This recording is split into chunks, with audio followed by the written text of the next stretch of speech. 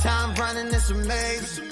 All the things you can learn in short space, but the time's still running, don't let it waste. Yeah, you can learn with me, cause when I'm reading, oh, it's so amazing, so amazing. I flip the page, I see you written down again and again. I'm humble and I'm walking in, that if you will today, Sunday, Monday, Tuesday, Wednesday, Thursday, Friday, follow me, yeah, follow me, yeah, should say every day, Sunday, Monday, Tuesday, Wednesday, Thursday, Friday, follow me, yeah, just every day, then we go and keep it holy and make it to the next day. Do you know what today is? It's our hidden history.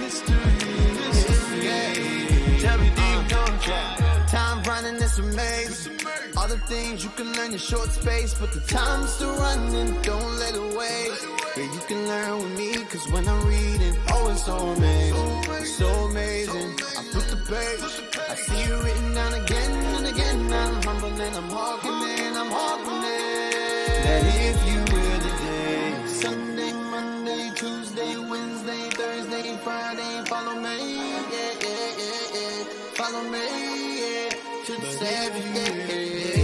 Sunday, Monday, Tuesday, Wednesday, Thursday, Friday, Friday, yeah, just every day. Then we go and keep it holy and make it to the next day. Do you know what today is? It's our hidden history.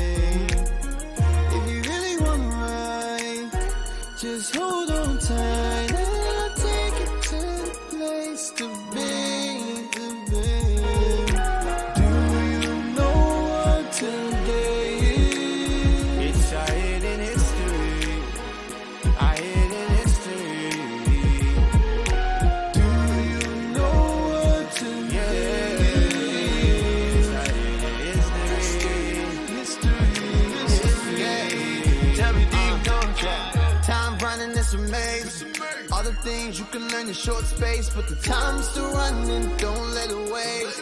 Yeah, you can learn with me, cause when I'm reading, oh, it's so amazing, so amazing. I flip the page, I see you written down again and again. I'm humble and I'm walking in, that if you will today, Sunday, Monday,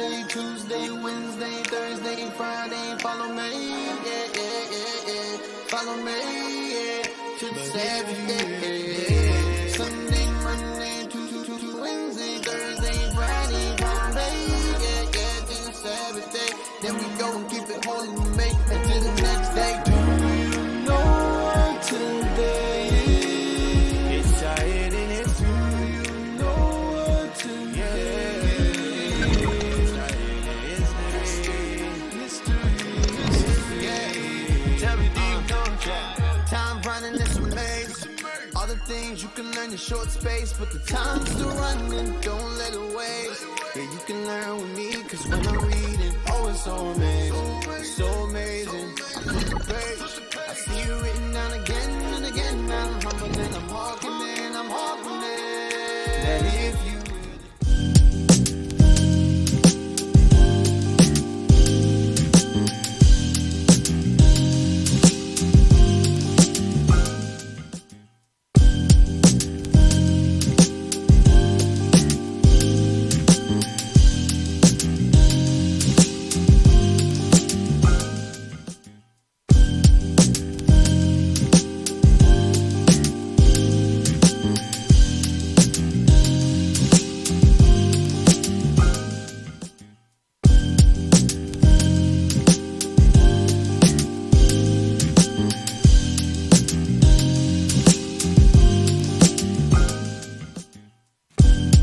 Hey, shalom, shalom. Welcome back to Our Hidden History. You're now tuned into Our Hidden History, radio show. All right. All praises.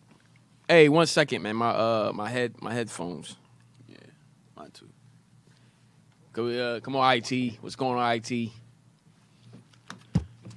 Shalom. Boy. 1 second, Israel. IT starting it already.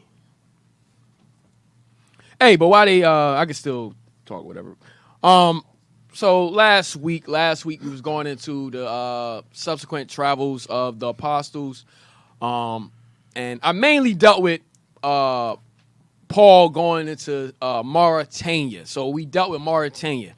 Now, I'm gonna stay in Mauritania. I don't want nobody to forget the thought or the point of where we at. I don't want no one to get lost. The reason why we dealing with Mauritania is because, remember, give me the book. Go back to that one book, History of the Christian Church. History of the Christian Church, page 99. History of the Christian Church, page 99. Yeah, blow that up. I don't want no one to forget the thought of why we dealing with Mauritania. Go down to the bottom. Yep. It appears from credible records that the gospel was preached in Idumea, Syria, and Mesopotamia by Jude. So notice it says it's credible records. Okay, it's authentic. Okay, the records show that the apostles was preaching in these areas. In Egypt, Mauritania. Where? Mauritania And what? Read on. and other parts of Africa. By who? By Mark. By Mark. So, I'm sorry, I said Paul, but I'm sorry, Mark was the one that went to Mauritania and he dealt with other parts of Africa. All right, so we're going to deal with Mauritania today. All right, we're going to be in Africa pretty much the whole day.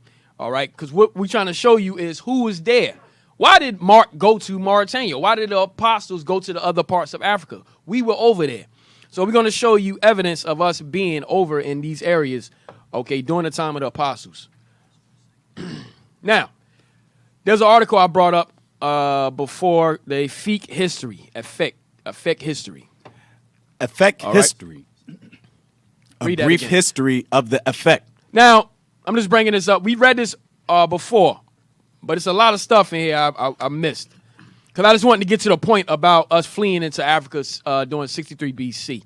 So go ahead, read that. The Efik are an ethnic group settling along the Cross River estuary and the banks of the Calabar River in Nigeria. So the Efik settled in Nigeria near the Calabar River. Read. And in the western Cameroon vicinity. The history of their origin and settlements dates back to the 14th century A.D. Following their migration from Yuan in the 13th century and to the years that marked their first settlement at Ikpine prior to them arriving at Creektown and the rest of their present riverine locations. In the antiquity sense of the name, Efik, which derives from the Hebrew word afik or hepik. All right, so read that part again. This is what I want to get to.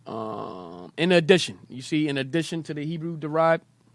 In addition to the Hebrew-derived name of the late prominent Efik economist, historian, and social scientist, Chief Dr. E.U. Alkan Akak Edu, see 1 Chronicles chapter 6, verse 21, and giving the following Efik names that derive from the Orient. So, listen, these names, we're going to try to read them. They derive from the Orient. The Orient just means the Near East. Okay, the Orient is another name for the Near East. All right, so let's read some of these names. Asari. Asari. Ashari. So Asari, the Efik word Asari is Ashari from the Near East. Go ahead. Akak, in the Efik, Akkad, Oriental. All right, go ahead. Abasi, Abasa, Adam, Anem, Duke, Edom, Edom. So Edom, it's Edom. Go ahead.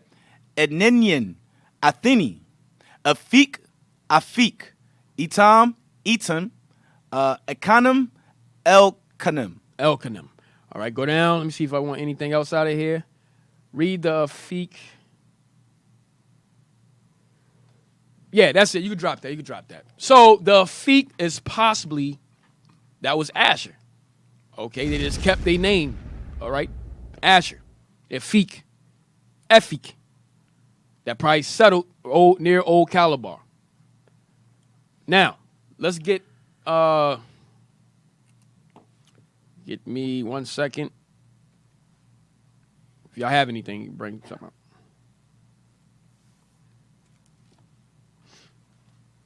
Hey, go to the give me that page Morocco. Give me Morocco real quick.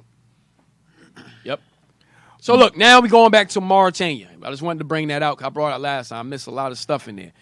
All right. So now let's go back to Mauritania. Read that. Morocco.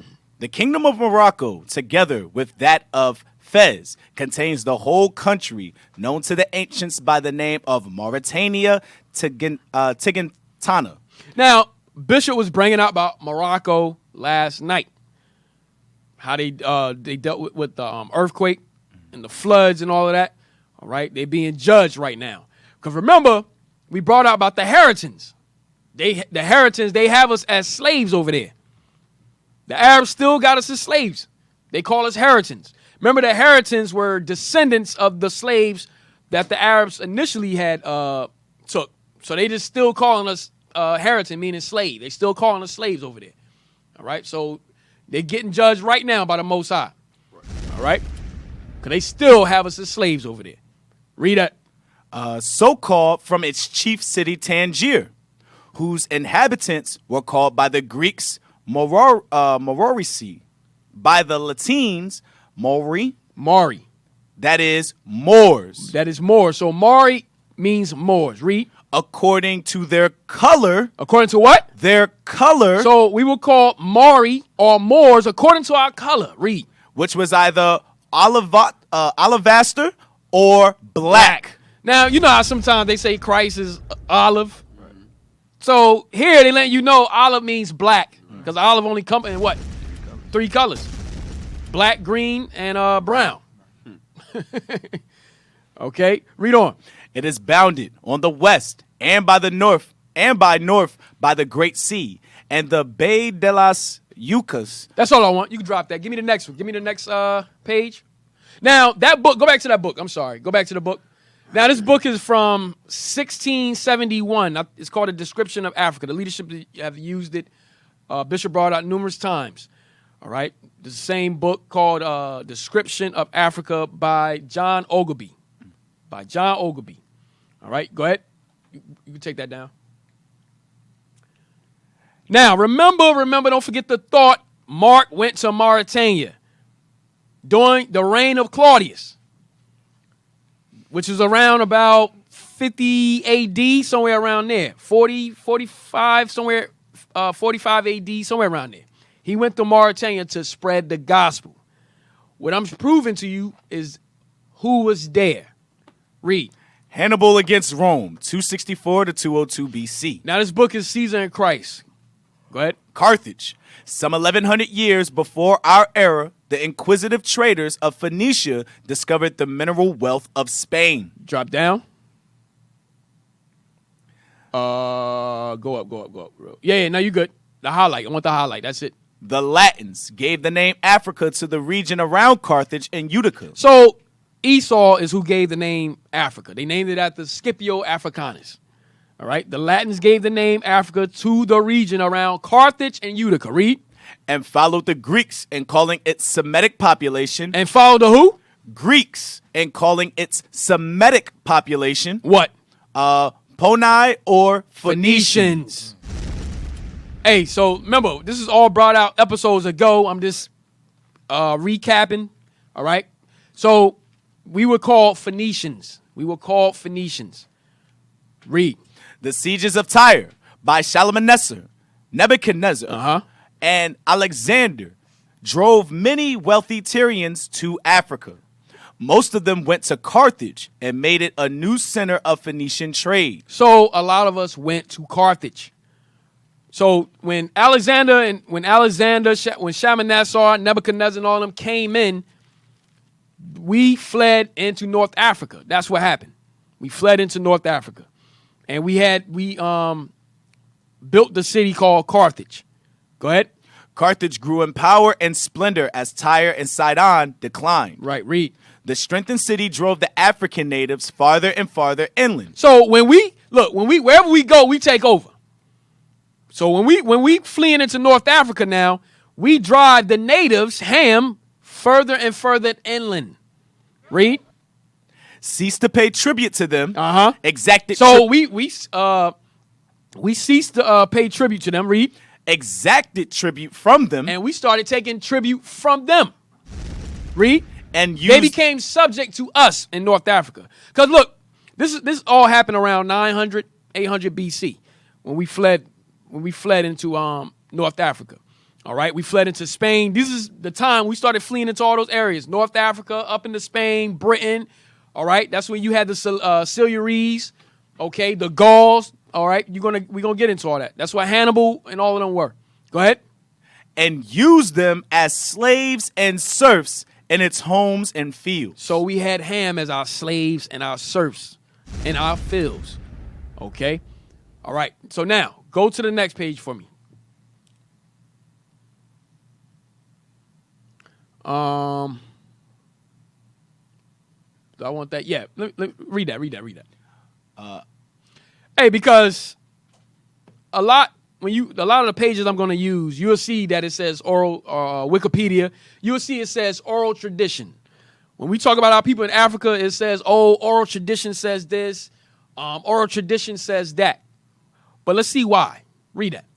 And the before mentioned writer Ibn al-Rakik sets forth that the Romans, after their conquest, destroyed all the ancient records and African books. What did the Romans do? Destroyed all the ancient records and African books. So they destroyed all our records and all our ancient records and African books that we had. Go ahead. Introducing in place thereof their own name. They did what? Introducing in place thereof their own name. So Esau put their own name on Africa. Give me that scripture, Psalm 49:11. Esau came and put their own name on Africa, just like they do everywhere else. The book of Psalms, chapter 49 and verse 11. Read. Their inward thought is that their houses shall continue forever. So Esau inward thought in their minds is that their houses are going to continue. They don't think nothing's going to happen to them. For all the atrocities, the rape, rob, murder, the pillage that they did to us, they think they good. They don't think nothing's going to happen to them. They've been getting away with it for so long. So they think that everything that they built, the cities and so forth, is all going to continue forever. They always thinking that they're always going to be the superpower. No one could take them down. Right? Who on the earth right now can destroy Esau? Can destroy their armies? So that's why they have that thought that their houses will continue forever. Go ahead. And their dwelling places to all generations. And their dwelling places to all generations. That's why they have that old money. They hand that money down to their descendants and so forth. They keep it going. They keep that thing going. Go ahead. They call their lands after their own name. And they do what? They call their lands after their own name. Esau called all their lands after their own name, just like Africa. All right, just like Africa. So, y'all got anything? Just like America as well. Yes, sir. Like America Vespucci. All right, they put their names on everything. Okay, go back. Read from the top again. Yes, sir. And the before-mentioned writer, Ibn al-Rakik, sets forth that the Romans, after their conquest, destroyed all the ancient records and African books, introducing... So they destroyed all... Hey, look, the Greeks did it. Remember in Maccabees, they were burning our records, burning our Bibles and so forth. And if you were... give me that. Yep. Give me that. I think it's First Maccabees. I think it's in 157 or something. 156, 57. Yeah. The Greeks did the same thing, man. First Maccabees, chapter 1, verse 56. And when they had rent in pieces the books of the law, which they found, they burnt them with fire. They did what? They burnt them with fire. There you go. They burnt them with fire. Read. And wheresoever was found with any the book of the testament. And if you had any records, if you had the Bible, any of your records of your family, your genealogy, anything, go ahead. Or if any consented to the law, the king's commandment was that they should be put to death. So if you were found with the Bible in your hand, all right, or any of your records of your family, any ancient records, you will put to death. All right, so the Greeks did it, and now we're reading about Rome. And we'll be surprised if it happens again. All right, bring that page back up. You know what, officer? Yep. There's nothing new. They did it during the time of the Greeks, also during the time of the Babylonians, because we always had our records in our temple. Yes. They were the ones that actually burnt the temple to the ground. Hey, you know, it's crazy, too. That's one of the reasons why Edom is called the daughter of Babylon, too, because not the other nations was doing that. It was Edom and Babylon that burned down all our records and all that stuff. Say erase it. Yeah. Erase it to the ground. That goes with Psalms 83 also. Give me Psalms 83. Give me Psalms 83 real quick.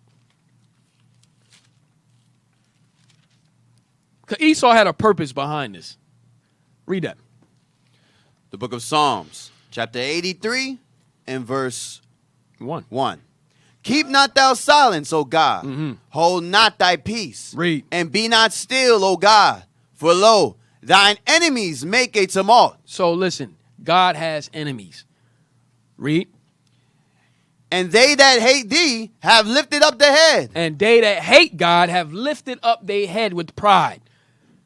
Okay, that's your world councils, your think tanks, so forth, your League of Nations. All right, they all come together. Read. They have taken crafty counsel against thy people. And the whole purpose is to take crafty counsel against the Israelites, against us blacks and Hispanics. Read, and natives. And consulted against thy hidden ones. And they consulted against us. Read. They have said, come, and let us cut them off from being a nation. So we show an example of how they was cutting us off from being a nation.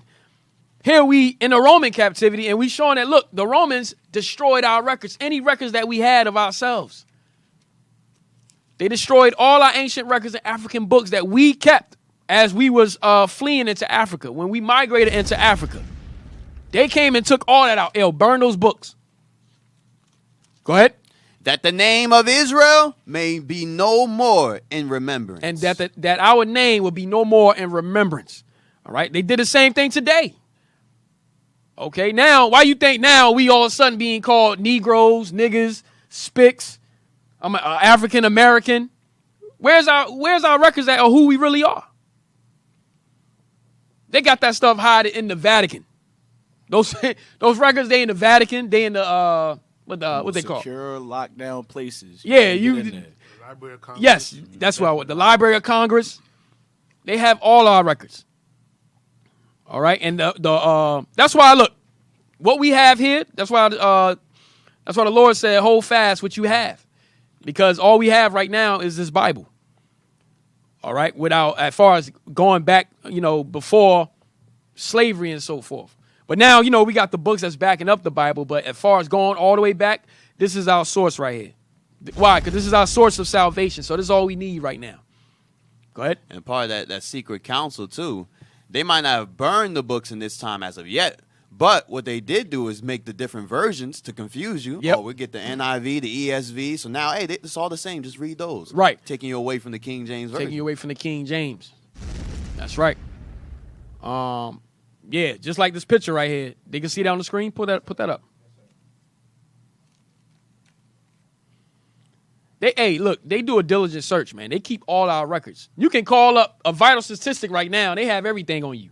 You can call up some of these historians, these libraries and so forth, and anything on slavery, they got it. They have it because they keep the records, or they burnt. Back then they burned them, but now they keep them. Because why? They still got to study us. Right. You understand? So go back to the book. Finish reading it. And the before-mentioned writer Ibn al-Warqiq sets forth that the Romans, after their conquest, destroyed all the ancient records and African books, introducing in place thereof their own name, which in small time so prevailed with a shining luster, that their honor and glory alone remained, and the African letters so totally blotted out. So the African letters, meaning the Hebrew letters, so what? So totally blotted out. Read. That without any glimmering thereof, they now write all in Arabic. So they took away, they pretty much obliterated our language. So now we all writing in Arabic now. At that time, that's what we was writing in. All right. Now, hey, you see the underline? Blow that up. You always got to look at these footnotes. The Romans utterly obliterated all Punic records. Go ahead.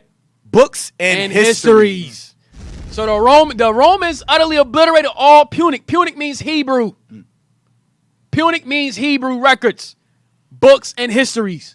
They got rid of all that. So you don't even know. They made sure they dumbed us down, erased their history. So that's why you have a lot of the sites, the links, and the books I have, it's going to say oral tradition because they got rid of all that. That's why in Revelations it says we stood up to the amazement of everybody else. Because like, how the hell did they know this? Yes. When we burned and took everything that they ever had. They spent billions of dollars to hide this stuff from us. Yeah, one thing they forgot, there's a God. There is a God. Exactly. Let me tell you how good my God is to me. All praises. All praises. All right. Hey, give me the next page. Now, Shatiel had brought this book out. Now, watch this. This is going back to Herod. This is going back to Herod. Watch what Herod did. Herod the Great. Watch this. The whole body of Israel was divided into 12 tribes. So the whole body of Israel, we was divided into 12 tribes. Read. And public records were kept. And we kept public records. Go ahead. Wherein everyone's genealogy was registered. Like we were reading Ezra. Like we reading Matthew. Chronicles. We had our own vital statistics, so to speak. Read that. Go back. Go read that again. Read that again. The whole body of Israel was divided into 12 tribes, and public records were kept. Hey, let's get an example of that. Go. Let me see. I think I want Esdras. You know how Esdras can go all the way back to Aaron? Give me some. Yeah.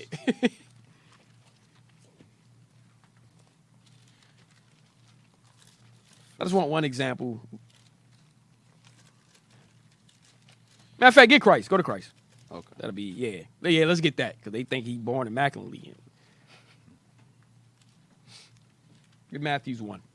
The book of Matthew, chapter 1 and verse 1.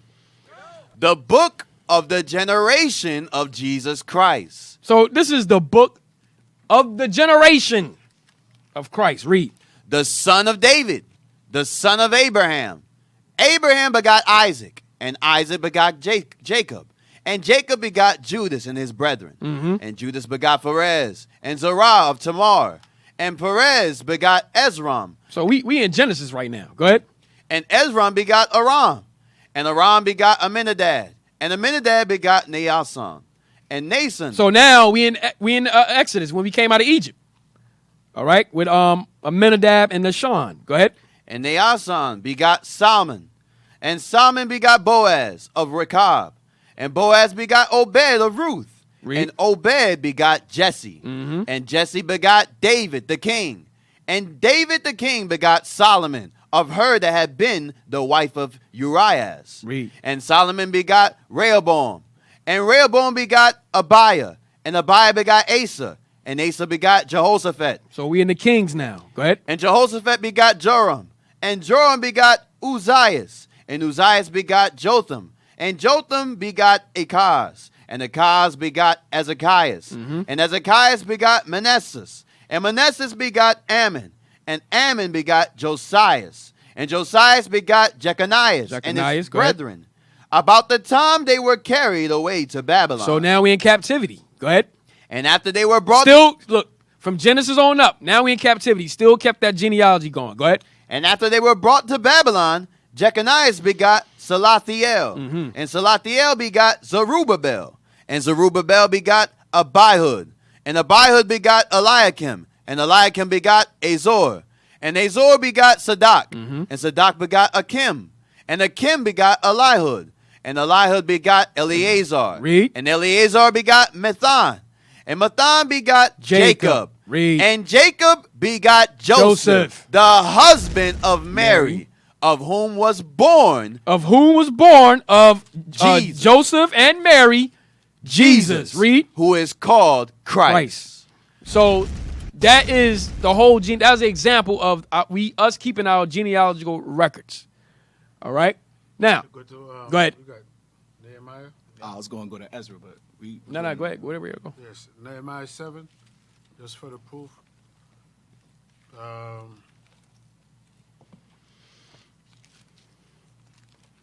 not going to read the whole thing, but go to verse 61. Nehemiah, chapter 7 and verse 61.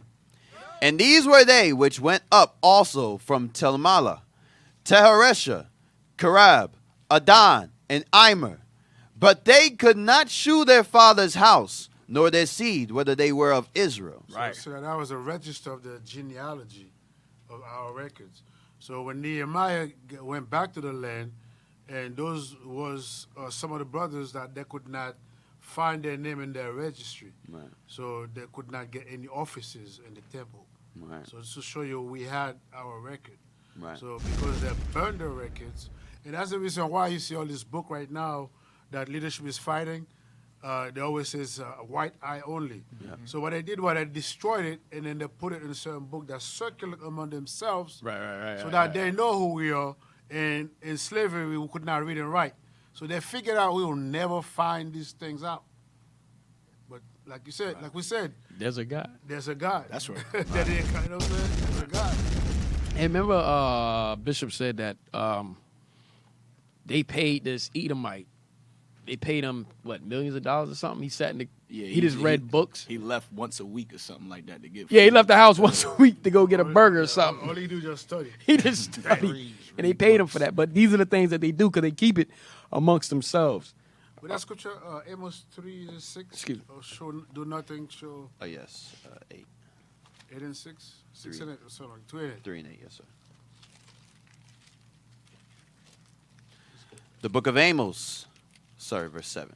Chapter 3 and verse 7. Surely the Lord God will do nothing, but he revealeth his secret unto his servants, the prophets. The most I say, I ain't going to do nothing. It's all right, go ahead. You know, all this thing you're doing, you think I'm with you. You're hiding, you know, your lies. All right, it's cool. But I'm not going to do nothing. All I got to do is just turn the switch on. Right. You know what I'm saying? Just put the Holy Spirit on them, bloop, and then I'm going to reveal everything to them. And right now, our enemies found them to be a liar. Found to be liars. Like the time that you come from, Officer LaQuat, like you said, the elders, you said, had a dream about the 12 tribes and who they were. You can't fight against that. The Most High just reveal it to them. Like, reveal it. You know. All praise. Yeah, finish up that book. Yep.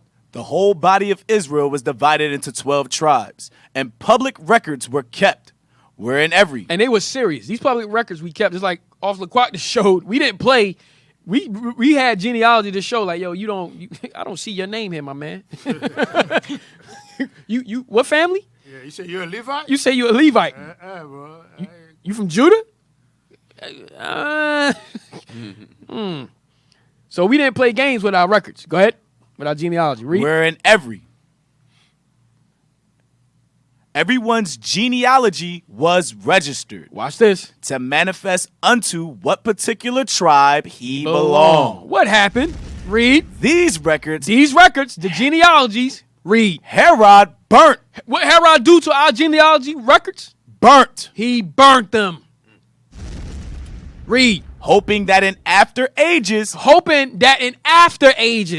up to now, read. He might be thought originally an Israelite. That's why you think he an Israelite. It says Herod the king. You think he an Israelite. Yeah, he's Jewish. Yeah, right. He's Jewish. Damn. Read that again, bro. These records Herod burnt. So Herod burnt all of our records. Our registry that we had of what tribe we were, the families we came from, he burnt them. Go ahead. Hoping that in after ages, he might be thought originally an Israelite. So he was hoping that up to now, you'll be like, yo, Herod, he's an Israelite. Yeah, and that's why when you talk to the Jewish people and you ask them what tribe, they're all from Judah. Right. You ask them, yo, what happened to Benjamin and Levi? They can tell you. And all of them is Judah. Right. We all Jews, that's it. Right. But there was 12 tribes. What happened to them? Well, we don't know what happened.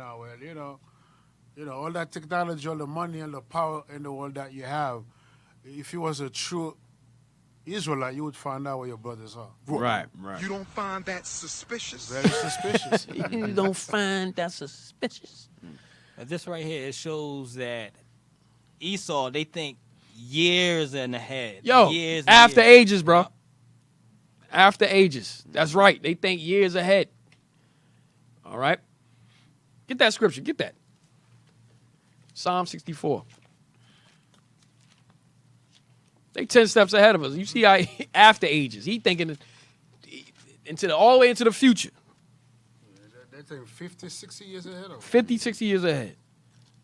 The book of Psalms, chapter 64 and verse 6. They search out iniquities. They accomplish a diligent search. Both the inward thought of every one of them and the heart is deep. So, look, listen. When you think about what he did, that was deep thinking. That was very deep. Let me go burn all their genealogies so in the after ages, they'll think that I'm an Israelite. That's deep as hell. How you think that? You see how far their mind go? They already ahead. Not only they send the Israelite, now the Christian as well. Right. They all over the place, man. All over. Got our book. We got a scripture? Yes, sir. Psalm 50, verse 16. The book of Psalms, chapter 50 and verse... That's the reason why when you read that scripture in Psalm, they think their house is going to go forever. Yeah, we don't. Oh, yeah, that's a perfect example. Psalms, chapter 50 and verse 16. But unto the wicked, God saith, what hast thou to do to declare my statutes? So, according to the Bible, the so-called white men, the so-called Jews, they are the wicked. So, God is saying unto the wicked, what the hell are you doing having my book in your hand? We don't. Or that thou shouldest take my covenant in thy mouth. He's saying that you're a Jew. You're a Christian. Go ahead. Seeing that thou hatest instruction. God said you hate instruction. You don't do nothing what the Bible says. You hate the instruction that's written in the Bible.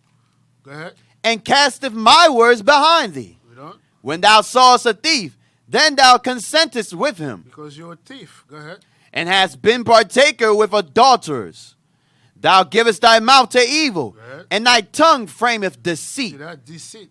Burn the books and lie and say that you are the Jews. Right. You're the Christian. Hey, God and Christ look like you. I'm sorry. Put the pictures up as he talking. Put them up. You can put them up. See that? Call him the Son of God. You're the son of the devil. That's what you are. Right. Go ahead. Thou sittest and speakest against thy brother. See that? Speak against you're not the Jew. You're African American. You're a nigger. You're a Haitian. Right. You're a Dominican. You're not the real Jews. Right. Where's your record? You don't have them. Why? Because you burned them. You burned them. And you hide them. Damn. Them devil. Go ahead. Thou slanderest thine own mother's son. See that? On their media, they slander us like with a thief. with the murderers, with the liars, with the drug dealers. Meanwhile, the Negro don't have no damn a factory that's making weapons. Right. Right. They don't know how to process coke. Right. They don't have the boat and the airplane. You understand to transport the damn drugs. Right. But you put it in our community, put it in our hand to kill each other, and then now you're gonna put us on TV as with the killers, with the murderers. Villainize us. You know what I'm saying? Read that part again. Thou sittest and speakest against thy brother. Read. Thou slanderest thine own mother's Right. son. So you keep slandering us. Go ahead. These things hast thou done, and I kept silence. So all these things, and that's why Psalms 83 say, "Oh Lord, don't keep silence." Right. So all these things that you're doing to us, the Lord keeps silence. Why? Because we have to go through those things. Because we break God's commandment. We are the real Jews with the Israelites. We don't. Thou thoughtest that I was altogether such as one as Yeah, thyself. so in his mind, he really think he's God. The Most High is with me. He said, "God bless America." So you think God is with you. Go ahead. But I will reprove thee, God's Most High says he's going to correct you. Go ahead. and set them in order before thine eyes. This is what's happening right now. The Most High is revealing the secret of who we are right before your eyes. Go ahead. That's right. Now consider this, Now, ye yes. that forget God, Go ahead. lest I tear you in pieces, and there be none to deliver. All right. So there you go. So that's a message to our people. Stop forgetting God. Right. Come back to who you are. Go ahead. All right, yes, sir. All praises, all praises. Hey, now let's get back to my Mauritania. Let's get back to Mauritania. So, pull up the link, Wikipedia before, BAFOUR. Yes, pull that up.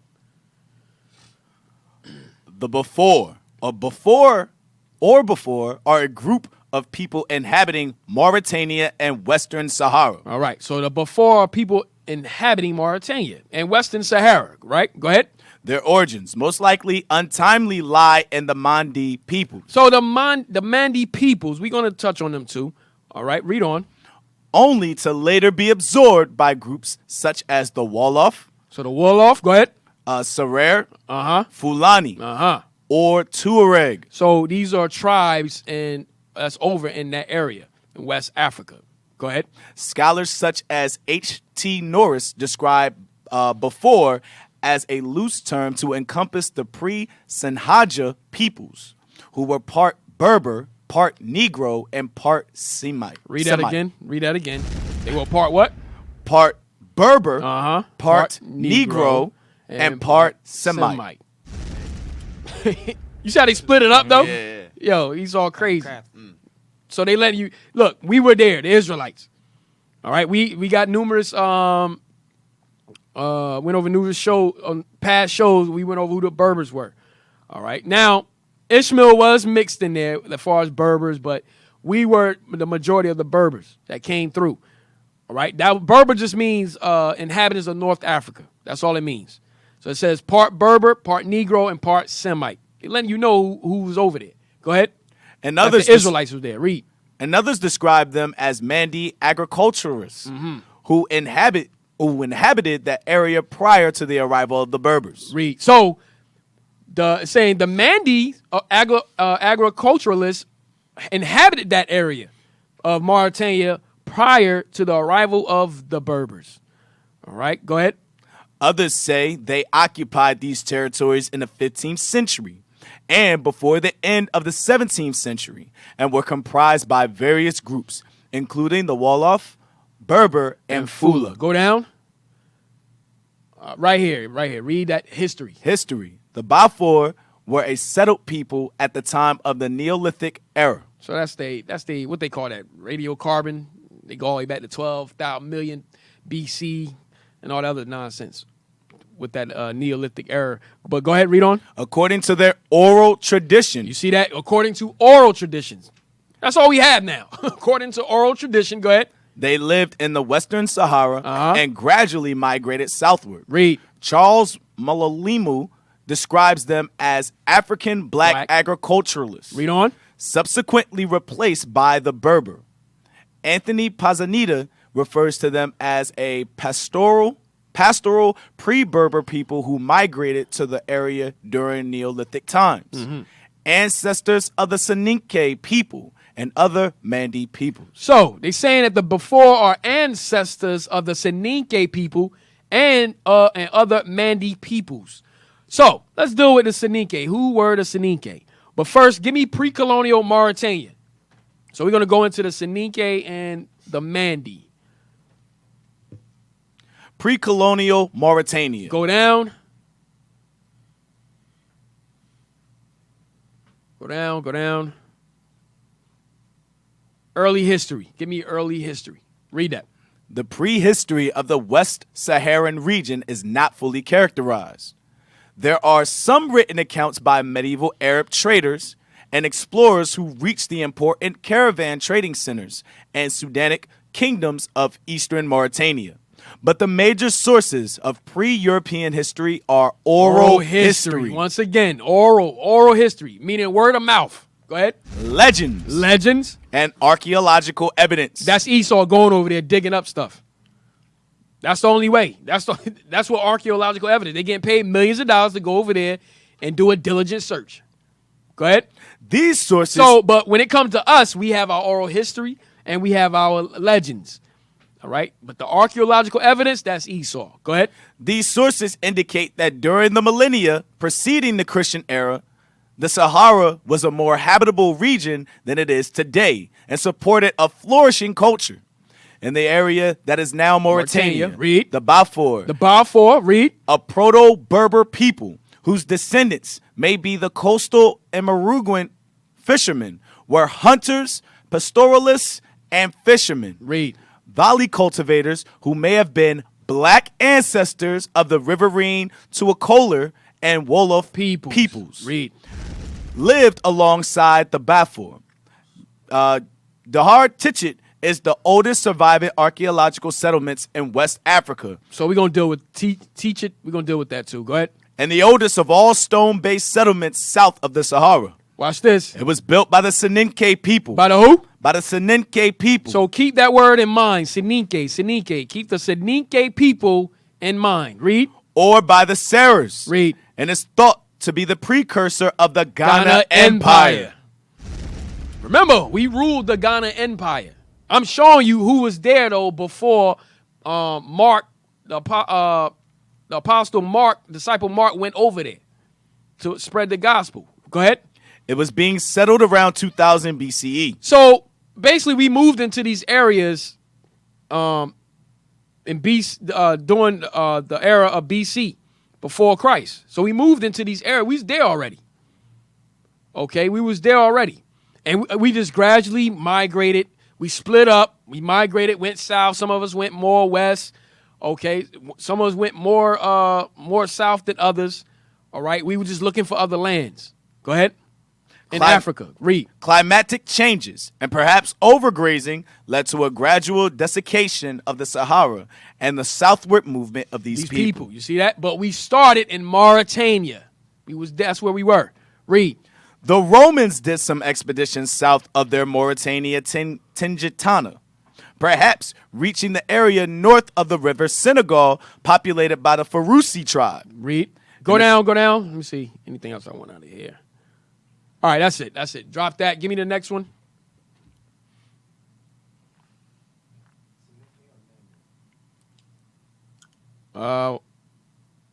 Give me Mandi.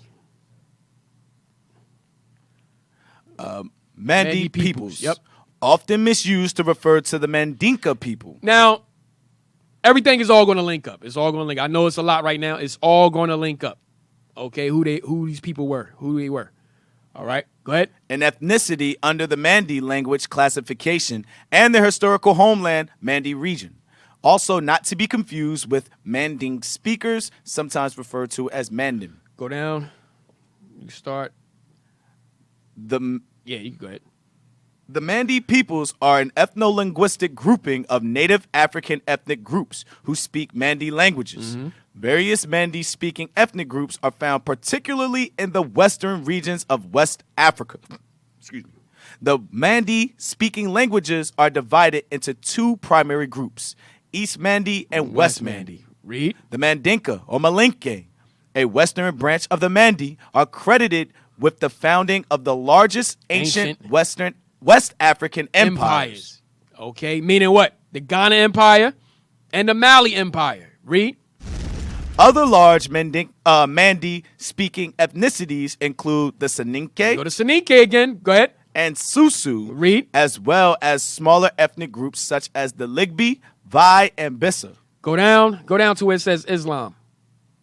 Islam has played a central role in identifying the Mandi-speaking people who originate and live in the Sahel regions. Read. The Mandinka and Soninke have been described as transcending individual tribal affiliations. Influences from Mandi-speaking people have historically spread far beyond immediate areas to other neighboring Muslim West African groups who inhabited the Sahel and Savannah. Read. The Mandi-speaking people conducted increased trade down the river Niger, or overland, and achieved military conquest with the expansion of the Ghana Empire, Read. Mali Empire, The Mali Empire. Kabu, and Wassoulou states. So remember, the Mali Empire, that was Mansa Musa. All right, Mansa Musa. All right, he ruled the Mali Empire, one of the rulers of the Mandi. He was just the richest that ruled it, all right? The more famous one, okay? Go down to the history, Central Sahara. After the Kel Asuf period and Roundhead period. Go down, I don't want all that. Let me see. Go down. Tichi culture.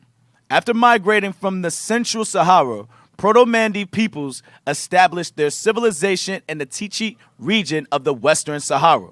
The Tichi tradition of southeastern Mauritania dates from 2200 BCE to 200 BCE.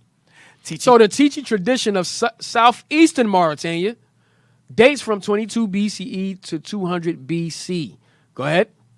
Tichi culture at Dahar Nima, Dahar Tagit, Dahar Tichi, and Dahar Walata included a four-tiered hierarchical social structure. All right, so the Tichi civilization language, we were there. Go down.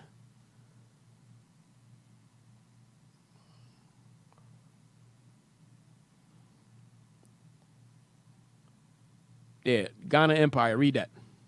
Since around, even prior to 1500 BCE, a number of clans of Proto-Soninke descent. So a number of clans of Proto-Soninke descent from around 1500 BC.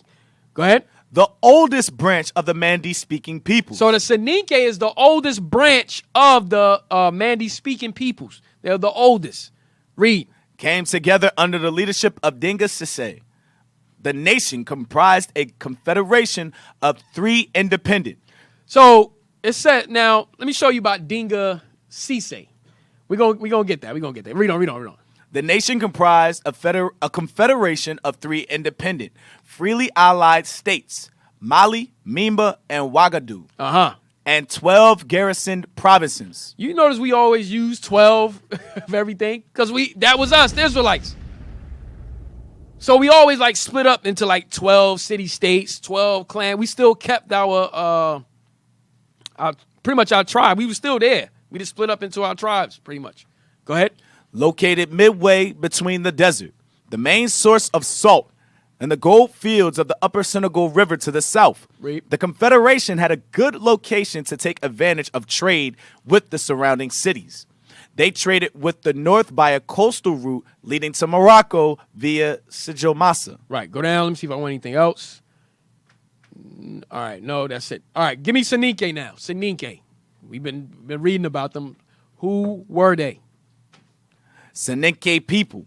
The Soninke people are a West African Mandi-speaking ethnic group found in Mali, southern Mauritania, eastern Senegal, the Gambia, and Guinea, especially Fouta de Djallon. They speak the Soninke language. So the Soninke people spoke the Soninke language. That's where the name comes from. All our names over in Africa sometimes come from the actual language we spoke. All right, go ahead. Also called the Sarak-Hule or Serakole. Go ahead. Or Azer language, which is one of the Mandi languages. Soninke people were the founders of the ancient empire of Ghana. So the Soninke were the founders of the ancient empire of Ghana. Hey, do we have? You know what? I'll do that. I'll do that after break. Keep going. Or Wagadu, 200 to 1240 CE. Subgroups of Soninke include the Maraca. So we just kept splitting up, man, in different groups, splitting up, and that's why you have all these different groups today. Go ahead. Jakanke and Wangara. When the Ghana Empire was destroyed, the resulting diaspora brought Soninkes to Mali. So guess what? Mali Empire was still the Soninke. I'm going to show you that. Go ahead. Mauritania. Mm-hmm. Senegal. Gambia. Burkina Faso. Côte d'Ivoire. He said, what? That's French, right? Côte d'Ivoire. Officer Lacroix, we're going to need you to... Yes, yeah, that's French.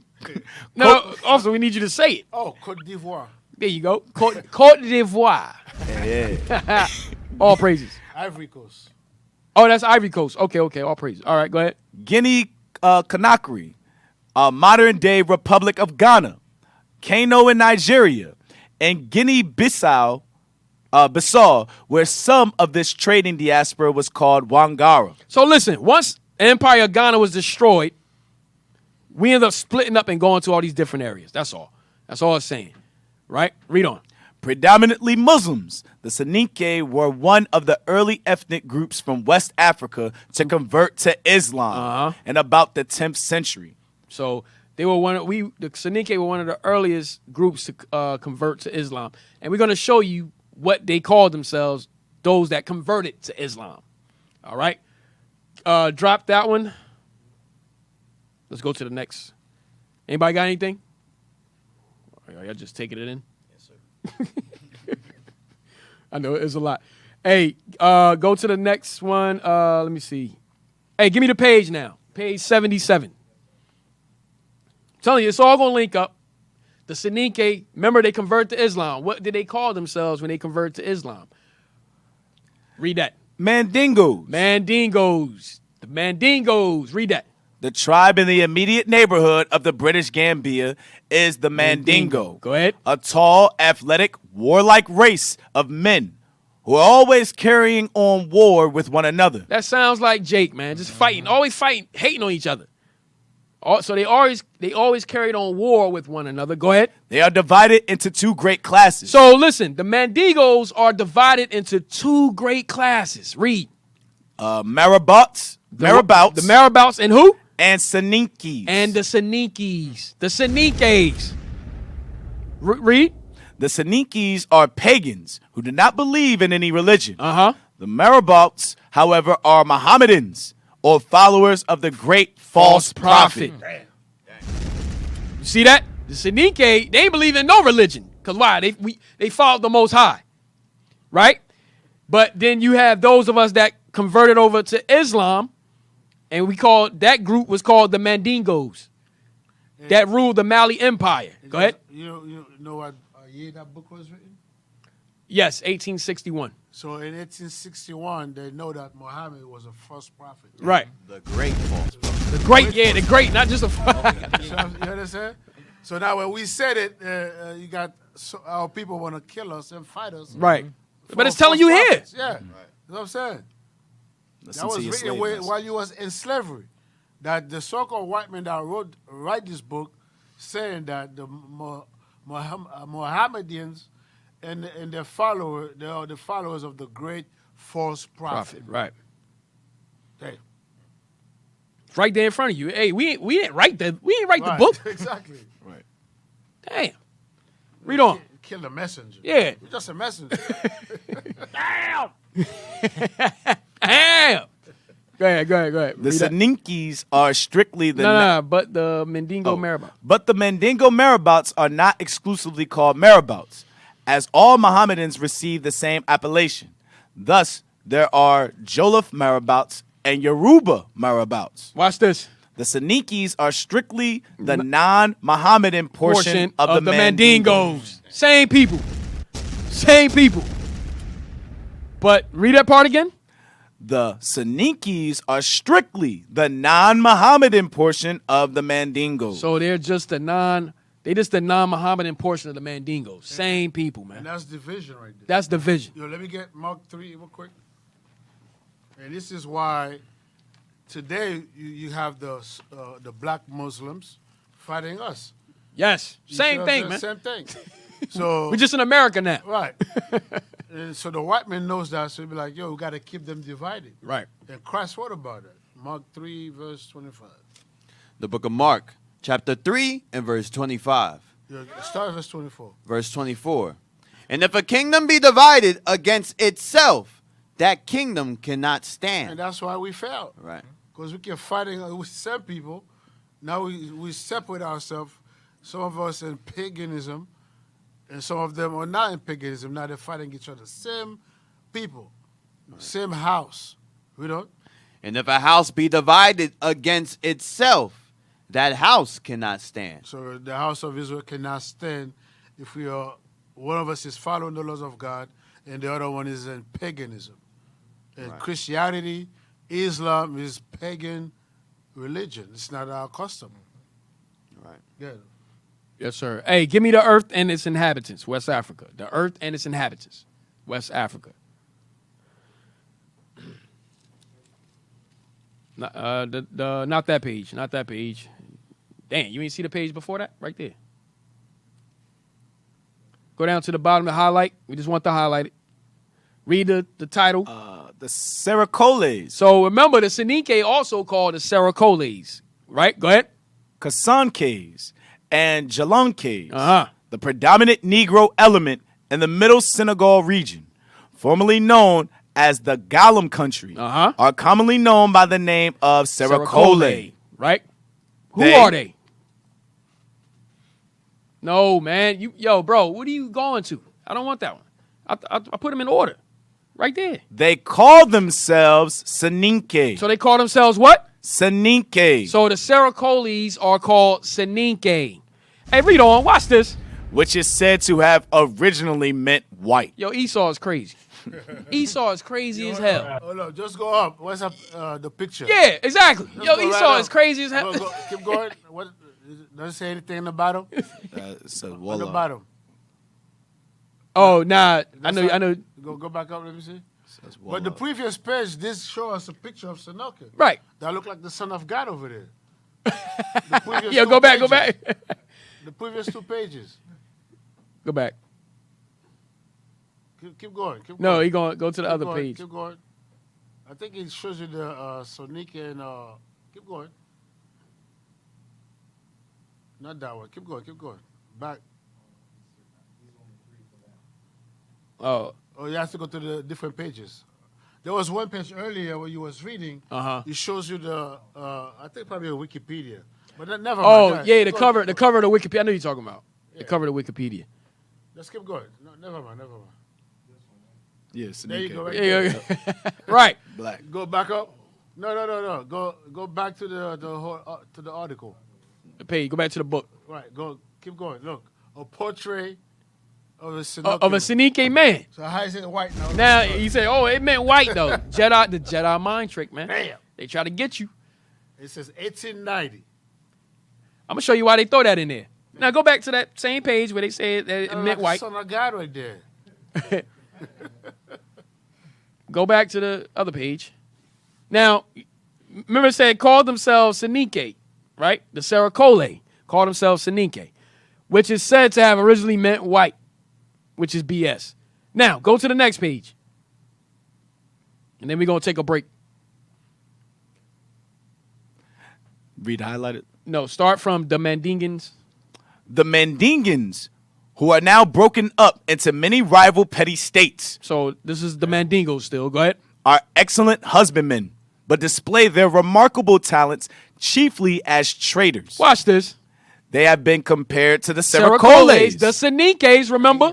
They called them what? the Jews of West Africa. So they know the Soninkes are the Jews of West Africa. They know that. That's who they be. That's who they are. And they're not white. And they not white. All right? Hey, so with that, we're going to take a break real quick. We'll be back.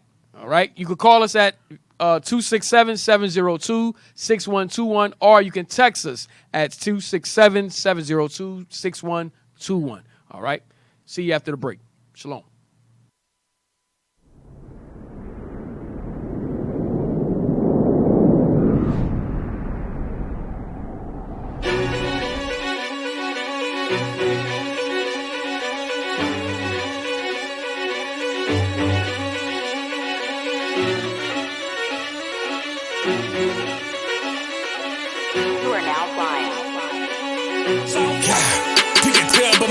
That I'm all in.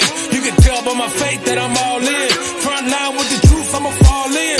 Even if it's a dead end, going all in. You can tell by the things I'm involved in. I can lose it all for my calling. If I die for the truth, it's a win-win. And going to the end, going all in.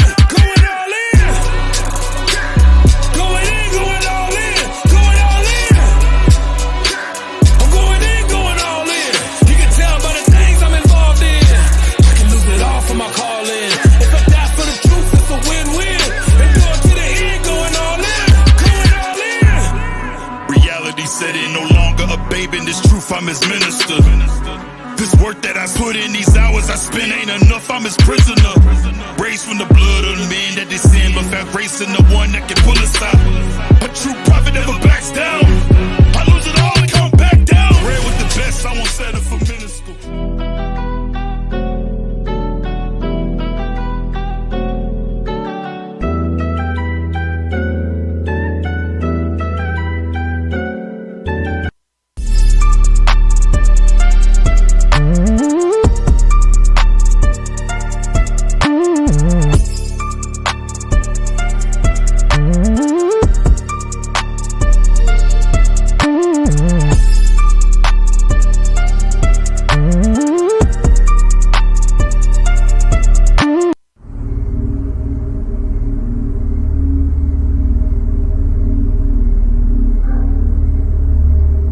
How are these men calling themselves the sons of God?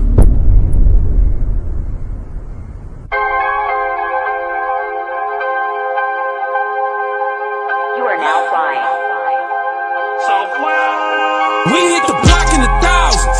Deep. From Detroit to Ghana, from old block back to the islands. Reach. The army of God, we here to clean up the problems. Preach. That fervent heat, some more on the beat. So who finna pay for this blood in the streets?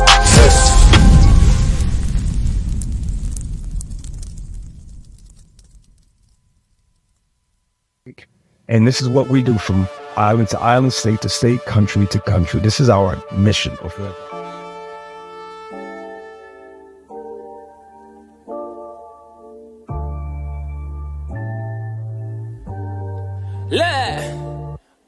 Fly through the eras I had to fulfill my purpose. To shake the whole earth with a boom when I hit the surface. They trembling nervous. They know I'm coming for certain. To murder all these niggas, devour all of these serpents. I patiently waited to turn up with fervent heat now that I'm activated. I'ma blow cause it's World War III. I hear you weeping, you're mourning, you're nationality. Hiroshima and Nagasaki ain't got nothing on me. I was raised by chemists. I was made for the judgment. Don't be testing my limits. Don't be pushing my buttons. In the Bible they call me flame and rebuke. And you know that that's the truth. But my homies call me nuke. I was sent here to destroy pleasures of sin.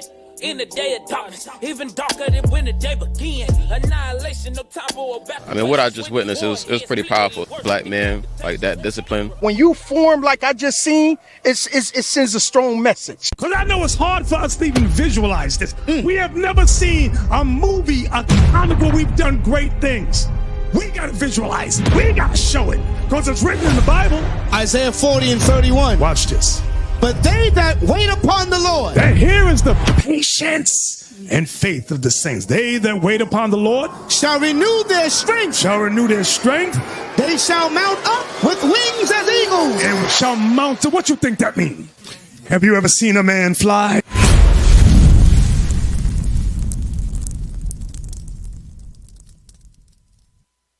Israel united in Christ. I call that the walking Bible. The problem, people think they have a thought process. God don't care what you think. He says, do my will. Don't say things you think is in the Bible. Unity, that's what the term Israel united in Christ, because Christ is our king and he's our black Messiah. We went to the TV show and the callers asked me how can they join this truth. Israel united in Christ is in for the truth, and it needs to be out there. Everyone has to hear about this.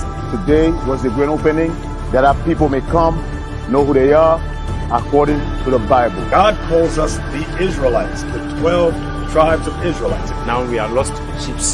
We have to go back to encourage ourselves that we are Israelites.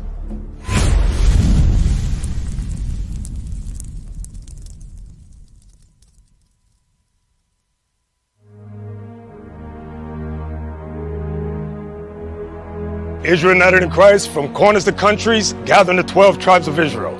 We gonna take the world.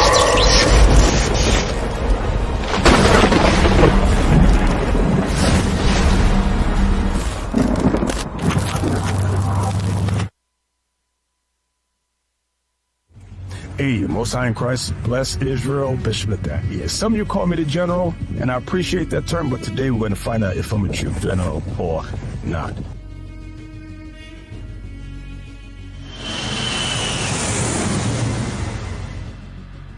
في متى 28 أمر المسيح بالتأديب اذهبوا إلى كل الأمم وعمدوهم باسم الآب والابن والروح القدس وعلمهم أن ينتبهوا بغض النظر عما أوصيك بفعله كما نعلم فإن 12 قبيلة من إسرائيل كما قال يعقوب 1:1 منتشرة في جميع أنحاء العالم جميع البلدان من تجارة الرقيق جنوب الصحراء الكبرى إلى تجارة الرقيق عبر المحيط الأطلسي. حسنا، سنتعامل مع ذلك. Das Evangelium wurde überall gepredigt, doch es gibt noch viel zu tun.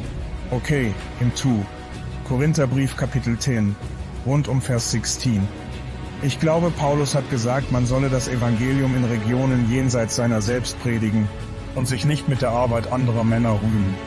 Wir wollen nicht damit prahlen, dass kein anderes Lager so hoch arbeitet, dass wir auf eine Mission berufen werden. Wir müssen diese Mission erfüllen.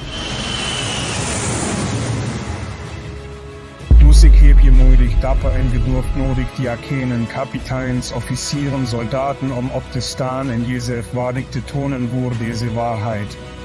Oké, dus wat ik kan doen, ik kan je iets laten zien. Yoku kite, kono chizu o miseru. Kanada ni wa ikutsuka no gako arimasu. Amerika no itaru tokoro ni mo aru. Takaki kami ni kanshashimasu. Tsugi wa mekishiko ni hairu. No tenemos ninguna base todavía aquí. Entiende, no tenemos fundamento. Tenemos enseñanzas, pero ningún fundamento. El Altísimo nos acaba de permitir abrir una escuela aquí en Ecuador. Pero escucha, mira, no tenemos fundamento en estas áreas. Está bien, tenemos algunas enseñanzas, pero ningún fundamento. Sin fundamento, necesitamos llegar a toda Argentina y Chile. Tuna shule kadha katika bara la Afrika kutoa sifa zote kadhalika walio juu zaidi kadhalika hilo shule kadha tunazo hapa, lakini hiyo haitoshi. Tunahitaji shule nyingi zaidi za ukweli wa Injili inayofundishwa sawa. Tunahitaji kugonga maeneo haya Madagascar hata Zambia, Angola sawa. Ndio tunaanza msingi hapa Jamhuri ya Kidemokrasia ya Congo. D'accord, nous n'avons rien. Oh, nous aussi nous avons l'Europe. Pas encore de fondation en Espagne, une petite école France. L'Allemagne nous en faut plus. Il y a plus de travail à faire, plus de travail à faire. Eka, आणि या भागात कोणतीही मूलभूत शिकवण नाही. जेव्हा मी पाया म्हणतो, तेव्हा मला शाळा म्हणतात. मी एक माणूस एक संपूर्ण गेला याचा अर्थ असा नाही इकडे क्षेत्र आणि बाकी काहीतरी शिकवले. मी बोलत आहे की कोणताही पाया नाही, या प्रदेशात सुवार्ता शिकवली जात आहे. म्हणून आम्हाला आवश्यक आहे तेथे सत्य शिकवायचे. ठीक आहे. अगदी ऑस्ट्रेलिया. आमचे काही लोक इथे आहेत ऑस्ट्रेलियामध्ये. ठीक आहे. New Guinea, Indonesia, Sumatra, Vietnam. ठीक आहे. या प्रदेशामध्ये आहेत इस्रायली पाया नाही. सत्य सुवार्ता शिकवली पाहिजे की आपल्या लोकांना या प्रदेशात विखुरलेले आहेत. Está bem, a partir do momento do comércio subsaariano de escravos. Compreende isso. Compreende isso, Israel. Compreende isto. Muito trabalho a fazer. Muito trabalho a fazer. Allora Israele, ho bisogno di alcuni volontari. Ho bisogno che alcuni di voi uomini potenti si alzino in piedi. diaconi, capitani, ufficiali,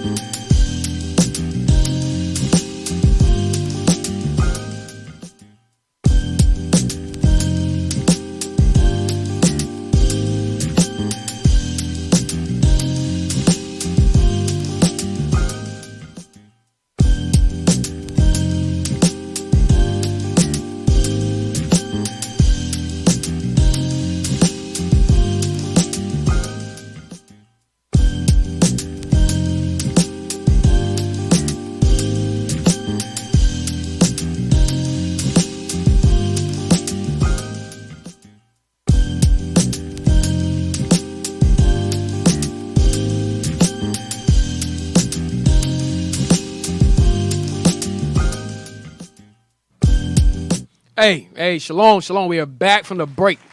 All right, we're back from the break. Hey, listen, so when we before we went on break, hey, go back to the page again.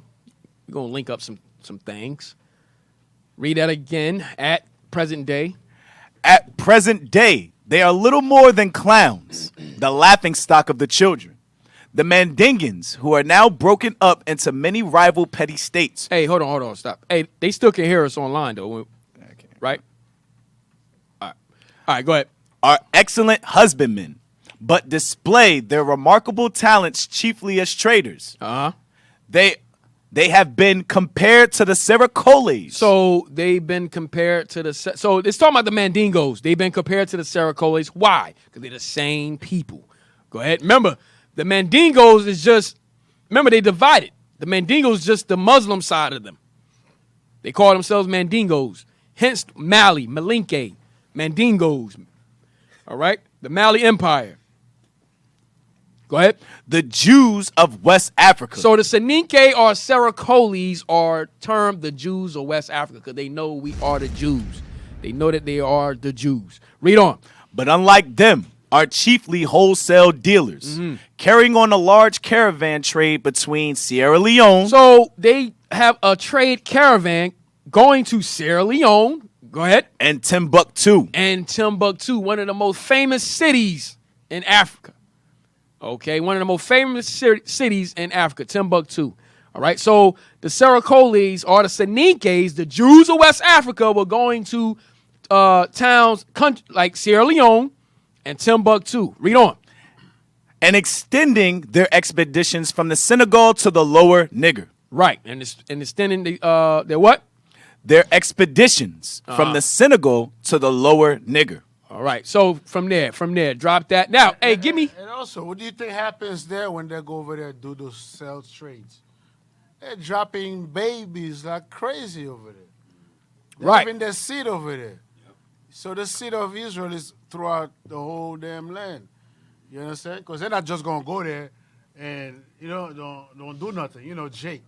Jake. You know what I'm saying? They go over there, make some money. And spend that money, too. Spend that money, get that ABK, Right? Hey, what's up, man? Why Why you throwing shots? Why you throwing shots right now? But Talk yeah, about yeah, it. you Try to get that know, that's you know, Judah. You know what I mean? Right. You know, get that modern day Henny that they have over there. Oh man. You know, get a couple of shorty. Dang.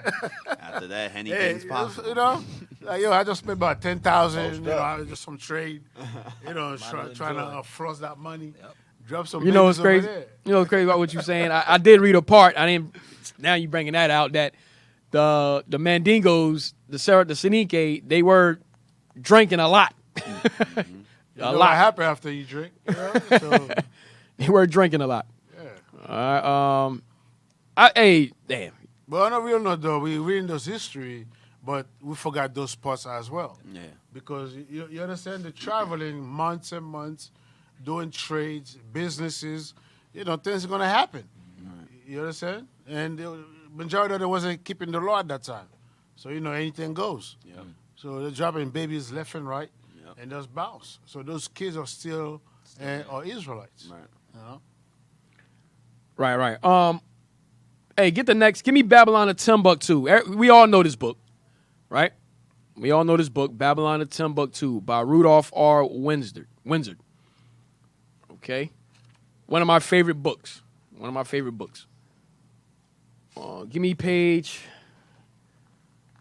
Yes, you can read that. We're going to skip around a little bit. No, at the bottom. The Black Jewish Empire of Ghana. So we still, listen, I know I'm going around the world with Mauritania, but I'm just showing you that we were there before when the book History of the Christian Church, it says that Mark went to Mauritania and other parts of Africa. What I'm showing you that we were there. Who he was teaching. In the previous books, it says that the Sinoke and they built the Empire of Ghana. Yes. So now this book is saying the Black Jewish. We about to link it all up. Of Ghana, yeah. About to link it all up. Go ahead. The ancient Black Empire of Ghana was established in the Western Sudan. Mm-hmm. During the colonial period, the Western Sudan was called French West Africa.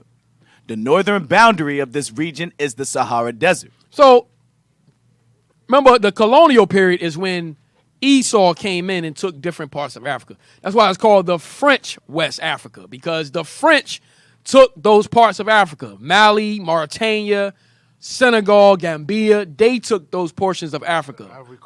Ivory Coast of the Balfour Declaration in 1884. Go ahead. The western and southern border is Lake Chad. Some rivers of this region are the frequency about 300 AD, and they continue with the utmost regularity for 1,200 years. Read. Joseph J. Williams points out the course of the Jewish migration from northeastern Africa. See that? So we always migrated from northeastern Africa. Read.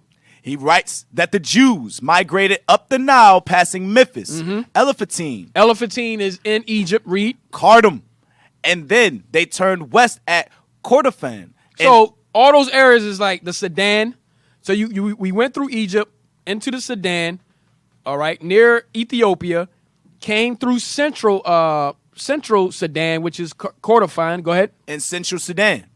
In the region of the White Nile, Williams thinks some Jews settled in the country of the Shilluk and the southern Sudan and Uganda. So we're there. Remember the scripture says, Zephaniah. We are in those areas. We're still in those areas. That's why we have the diaspora. Zephaniah, what is it, Zephaniah 3? Yeah.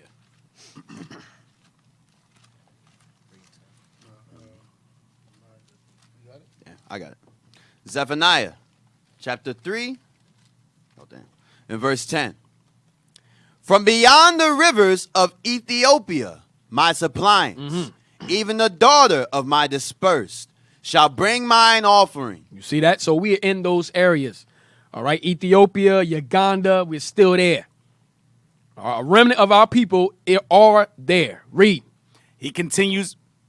Go ahead. He continues by tracing the migration from Kordofan going west to Darfur. You see how these Esau do a diligent search, man. They pay millions of dollars to just look us up. That's all they doing. They're hunting our steps. Yeah, they're hunting our steps, man. Their purpose is to destroy us. Go ahead. Lake Chad, Kano, and then to the countries of the Nigger River. So the countries of the Nigger River, remember, one of them was Old Calabar, the Efik. That was the first article. Okay, the Efik, down by the Nigger River. You have the Yoruba, the Igbo, the Efik. That's where we fled. We always fled in those areas. Nigeria. Go ahead. The original habitation of the Songhai people was Gujia. Jump down. Let me see. Yeah, go ahead. Talking about this founder? Yes, read that. This founder of the first Sudanic dynasty in Western Africa was a black Jew. Where's the bomb? Read it again. This founder of the first Sudanic dynasty in Western Africa was a black Jew. Was a black Jew. Go ahead. Go up. Read here, read Zael Yemeni. No, go down. Keep reading. I'm sorry. Keep reading. His name is sometimes written Zael Ayamin. No, man. Wait. Back up. What happened? You see something? You don't stop from the top where you was going to start. Go ahead. Yemen. Zael Yemeni came to Kuka about 300 AD. Read. An ancient abode of the Songhai tribe. He established a line of kings known as the Jah or the Dia dynasty. This founder of the first Sudanic dynasty in Western Africa was a black Jew. Boom. You see that? He started all that when he came over. Go ahead. His name is sometimes written Zaal Ayamin. Joseph J. Williams says that a citizen of Timbuktu named Abdabrahman Essi Sadai wrote 1652 in his book Tariqa es-Sudan, History of the Sudan, that Zaal Ayamin was derived from Zamin al-Yemen, which means he has come from Yemen. Boom. So what does that say? Our people are in Yemen. Right. Go ahead. Zael Yemeni came to the Nigger country by the way of Wargla in central Algeria. Wargla was a great trading center of the black Jews. Dr. Barth and Professor Godby say that Za, the founder of the first Jewish dynasty, established his capital later at Gao on the eastern upper Nigger River. The Arabs, Moors, and the Sudanic writers attribute to the ancient black African Hebrews. The black African Hebrews. Go ahead. The establishment of the first empires. So they credit us, the black African Hebrews, the establishment of the first empires that happened in like Mauritania in that western side of Morocco, Algeria, and so forth. Right? Go ahead. The erection of the first public buildings in the country. The construction of the first canals and irrigation. So Esau always say we was uncivilized. We was savage barbarians. They called us barbarians. But look, we had the first irrigation system, canals and so forth. Remember it said before the Romans went into Africa, we had thriving communities. Y'all remember that from the last show? We had thriving communities, right? Go ahead. And the institution of a social economic regime which still survives in all Saharan communities. By what factors can we explain the emergence of black Hebrew hegemony and leadership over the indigenous tribes? Over Ham, read. The answer is simple. The Jews came into the Western Sudan from northern and eastern Africa as a result of a chain of commercial and persecutory migrations. Yeah, that's when the Babylonians, the Assyrians, all those captivities, we were fleeing into Africa. 70 AD, which we're going to get into later on, okay, we were always migrating into Africa. Go ahead. The Jews had settled among the most civilized people throughout the ages. They adopted new methods from other people and left their material, educational, and moral imprint among the people with whom they resided. Ham. Remember that Psalms, 105, 106, and 34, 35? Where we mingle amongst them and learned their works. Go ahead. For many centuries, the Hebrews had to employ great physical and psychological initiative. They could not afford to be complacent or apathetic. They were hated. So apathy could mean cultural stagnation or death. All right, go down. I don't want all this. Yep, this is what I want. Yep, go ahead. Read that part, and then we... The black Jews? Yep. The black Jews had an advantage over the African tribes. So we had an advantage over Ham. Go ahead. They carried their culture. So we did carry our culture. Go ahead. History. Laws. And written records with them. So we had everything with us. All right, so all that plays a part. Go ahead. This assured them a constant precedent for the development of a higher social organization. Read. Because of the stability of the black Jewish culture, the Jews were not absorbed into the autochthonous population. So that was Ham. All right, so we kept separate from them. Go ahead. In fact, the Jews absorbed some of the native tribes. So it was the other way around. We absorbed them. Go ahead. The Jews made use of every opportunity. They were an industrious and skillful people. Read. In the Jewish Ghanaian states were found kings. So this is the Ghana Empire. We're found what? Kings. So we had kings. Princes. Read. Governors. We had governors. Generals. Secretaries. Read. Treasurers. Revenue agents. Read. Judges. Architects. Engineers. Doctors. Historians. Language interpreters. Mathematicians. Jewelers. Sculptors. Masons. Carpenters. Painters of art. Goldsmiths. Leather workers. Potters. Armorers. Saddlers. Blacksmiths. Agriculturalists, etc. The black Hebrew kings. You can read on. Go ahead. I'm trying to. Y'all can say something. I'm trying to get something on the fact that the matter of that's what we had when we was in Africa. We were very skillful people. We were genius, man. Hey, let me get Baruch 336. Baruch 336. So all these are the historical facts, and the Most High put that also in the Bible. Why we were so successful as a people. All right. The book of Baruch, chapter 3 and verse 36. He hath found out all the way of knowledge. So all these things you see here, that's the Most High created those, all the way of knowledge, you know. And have given it unto Jacob his servant. See that? I give it to Israel, Jacob his servant. Go ahead. And to Israel his beloved. See that? We are the beloved of God. So all these things came from us. There's another scripture in Jeremiah says that we are the former of all things. Right?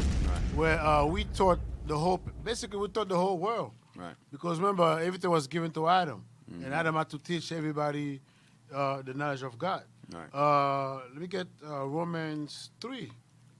Let's get that in the New Testament. 3 verse 1. The book of Romans, chapter 3 and verse 1. What advantage then hath the Jew? Or what profit is there in circumcision? We just read that, right? Yep. The Jews had an advantage over the people of the land. Because why? The knowledge of the Lord was with us. We had the Spirit of God. We are the chosen people of God. We don't? Right. Much every way. In every way possible. Chiefly. We have advantage over everybody. Okay? You say mainly, go ahead. Chiefly because that unto them were committed the oracles of God. Right. Unto them was committed all the knowledge of God. You find all the knowledge and give it to Jacob, his servant, Israel, his beloved. So we was not running in Africa butt naked, saying booga booga like a damn monkey. Esau was doing that in the caves of Europe. He was living like a monkey. Right. Let's get that in Job. Just got his thoughts together. Where we going? Job 30. You know what I'm talking about? Yep. Briars. The book of Job, chapter 30, and start verse 1, right?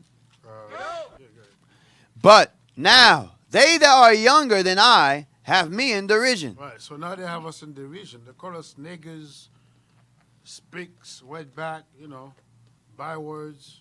Go ahead.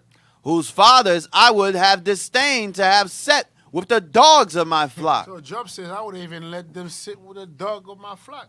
They probably would try and sleep with a damn dog. That's how base they are. Go ahead, we don't. Yea, whereto might the strength of their hands profit me, in whom old age was perished. For want and famine they were solitary. That for lack of if I can't see the light, man. Go ahead, read that again. For want and famine they were solitary. Yeah, they were solitary. They was go ahead. Fleeing into the wilderness. Fleeing into the mountains and the you got it? Good. Go ahead, read that again. For want and famine they were solitary, fleeing into the wilderness. Caucasus Mountain, go ahead, South Georgia, Russia. Read on. In former times, desolate and waste, who cut up mallows by the bushes and juniper roots for their meat. Right, so that was living like them cavemen, and that was their meat, because they were solitary. Go ahead, read on. They were driven forth from among men. So we drove them into those mountains, into the caves. Go ahead. They cried after them as after a thief. Because they are thieves. See, there you go right there.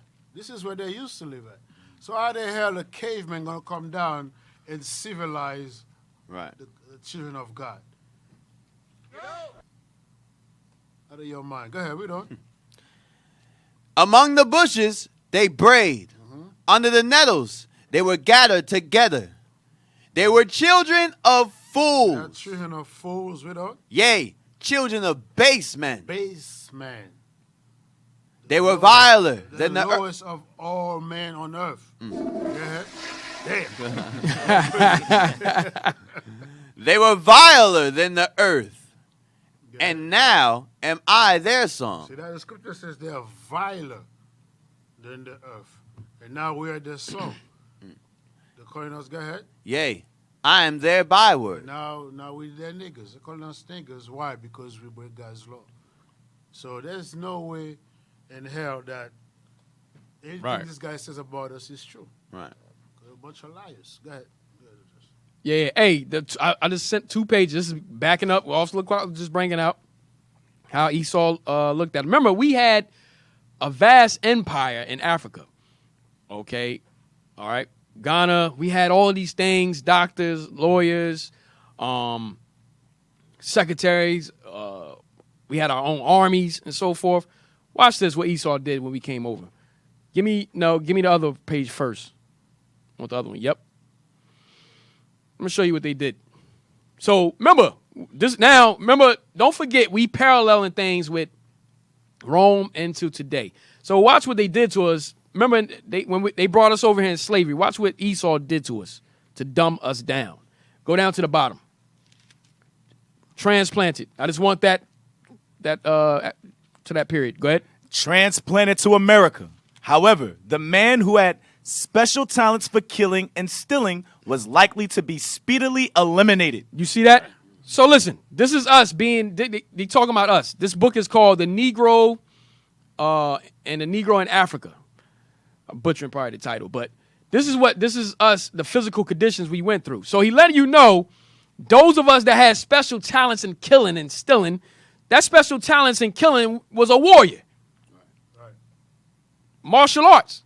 He's a martial artist. Remember you read that earlier about how tall they were and expert in war. Yeah. Yep. Warlike. So now when we came over here, Esau said, get rid of them. Because what happened? You'll teach the others. Right. Or you're more likely to rise up. Go ahead. And you know what, too? He read back in his story in Rome, 70 A.D. Yeah. Not 70 A.D., 193 A.D.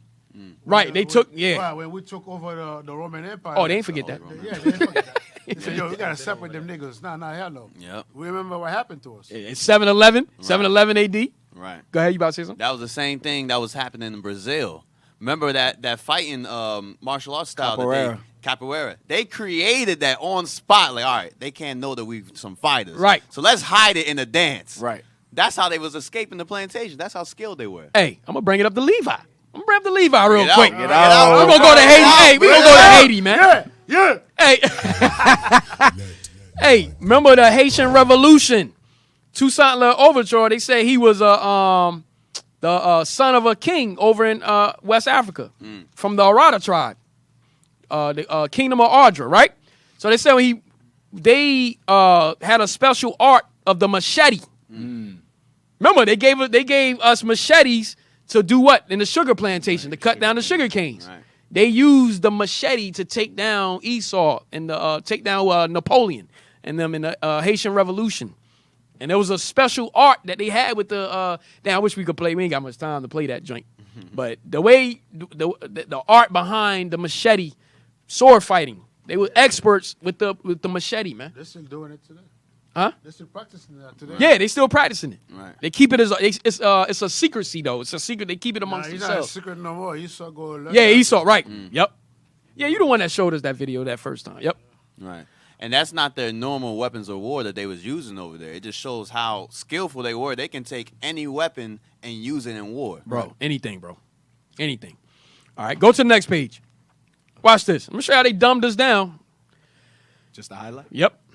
The conditions with field Negroes. We're dealing with the field Negro. Were very different, except on very small plantations where the owner looked after his own agricultural operations and had few hands to direct and train. Field Negroes had little contact with whites. They were handled in groups. So the field Negro was handled in groups. Go ahead. And did not receive careful individual attention. Most of the work assigned to them was simple and monotonous. So most of the work was simple and monotonous. Monotonous mean it was tedious. All right, and it was tedious and routinely. Go ahead. Exacting little intelligence or expert skill. So they used that type of work to give to us, so that we wouldn't. It exacted little intelligence or any type of expert skill. Here's the reason behind that. Read on. At the height of the crop season, the labor was long and severe, inducing great weariness. Read. The inevitable tendency of these conditions. So the inevitable tendency of these conditions of what? Being giving us simple and monotonous work that exacted little intelligence or expert skill to do, read, was to deaden intellectual activity. You see that? So they gave us that type of work to deaden our intellectual activity. They didn't want us to think. That's why they killed off those with special talents and so forth, that our spiritual advisors that was amongst us at the time, they killed all of them off, man. I'm about to say, if I may, the bishop brought that out last night in the book where he showed how we showed our ingenuity in creating the stuff with the barrels. Yes. Making our work easier for us. Like the cotton gin and so forth. Right. All praises. Read on. The inevitable tendency of these conditions was to deaden intellectual activity. And what? And unfit them for work requiring alert wits and deft hands. So they created that environment for us so we would not think. So we would not come together and have any type of intellect to build anything like we had in West Africa. They knew we was a great people, so they like, look, we got to deaden all of that so they don't even think to do anything great anymore. They still do that today. Yeah. Yes. The low-paying jobs. Hey, you onto something. The warehouses, bro. Yep. I used to work at the warehouse, and it's just routinely. This what they did. It's the same thing. You just moving a box from here to there all day, 12 hours. You just move a box on a conveyor belt. No thinking. There's no thinking involved in moving a box from here for picking. They used to call it picking. You get on the machine and you go pick. Yep, they call it picking. Yeah. Still slavery, bro. Right. And also, that's why it calls America spiritual Egypt, because the Egyptians said the same thing. As soon as they started thinking about going to the Lord, they said, "Oh, you Israelites be idle. Give them more work. Yeah, take them away from their God." Same thing. Why? Because they don't want us to think. Yeah. When you stop working as much and you focus on the Lord, now you can actually see. Okay, I'm oppressed. Let me focus on the Most High and get myself out of here. Right. Hey, give me the page now. 94. It's called a tropical dependency. You play that video real quick. It's 2 seconds. Oh, that's the we were talking about earlier. Oh, the machete drink? Yeah. That's an 00 one. And that's a sister too. Yeah, play real quick. Look at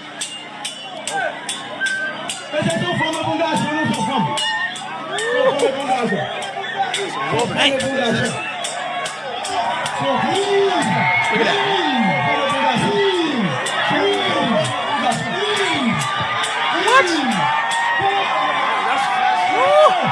What? How you say say that, Tiri? Machete? Machete. Machete. That's in English. They still have that art, man. We still, you know. Go down there learning that thing now. My husband better never cheat on her. And Asher, oh, she's crazy. Man, getting his ankles chopped off. My husband better never cheat on her. Hell yeah. And that same art with the machete, Asher called it grima. Grima. So they have Asher has a stick with theirs, and they have the machete. All right. Watch this. Read this. We learn by extracts. All right. So I know we went all over the place. It's kind of sidebar, but we back on track. Watch this.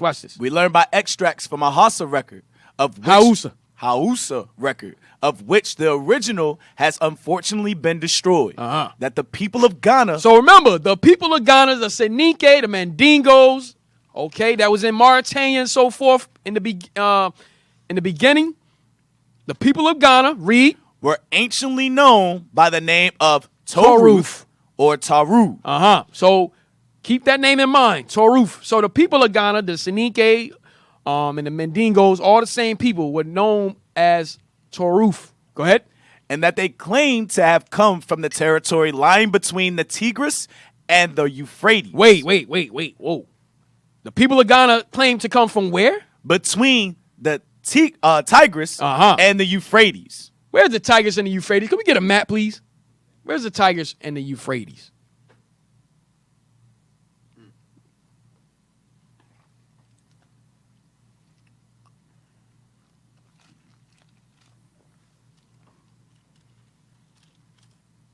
Yeah, just blow up something.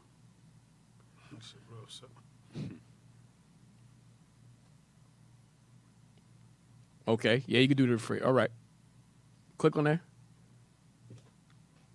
Zoom out. There's the Euphrates River. They go to Tigris River. Zoom out. Or zoom, am I saying it? Zoom out. You can't?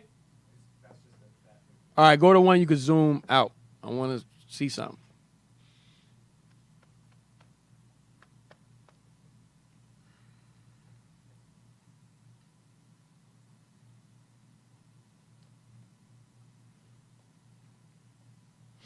Hey, yeah, click on that one. Click the one that's right there. Yep. All right. So here's the Tigris River and there's the Euphrates River. So they said, so listen, Esau's slick. They know we came from Israel, the land of Israel, but instead they don't want to say that. So they just say, look, they came from the Tigris and the Euphrates River, or the Near East, but letting you know we came from Palestine. That's what they're saying. Go ahead. Hey, officer. In reality, they are saying that we came from Israel. If we can get 2nd Esdras 13 really quick. Go ahead. 2nd Esdras 13 and just verse 40 and verse 43. Hey, and I'm also show you something else because they're actually right with what they're saying. I'm gonna show you something else. Go ahead. Right. 2nd Esdras, chapter 13, verse 40.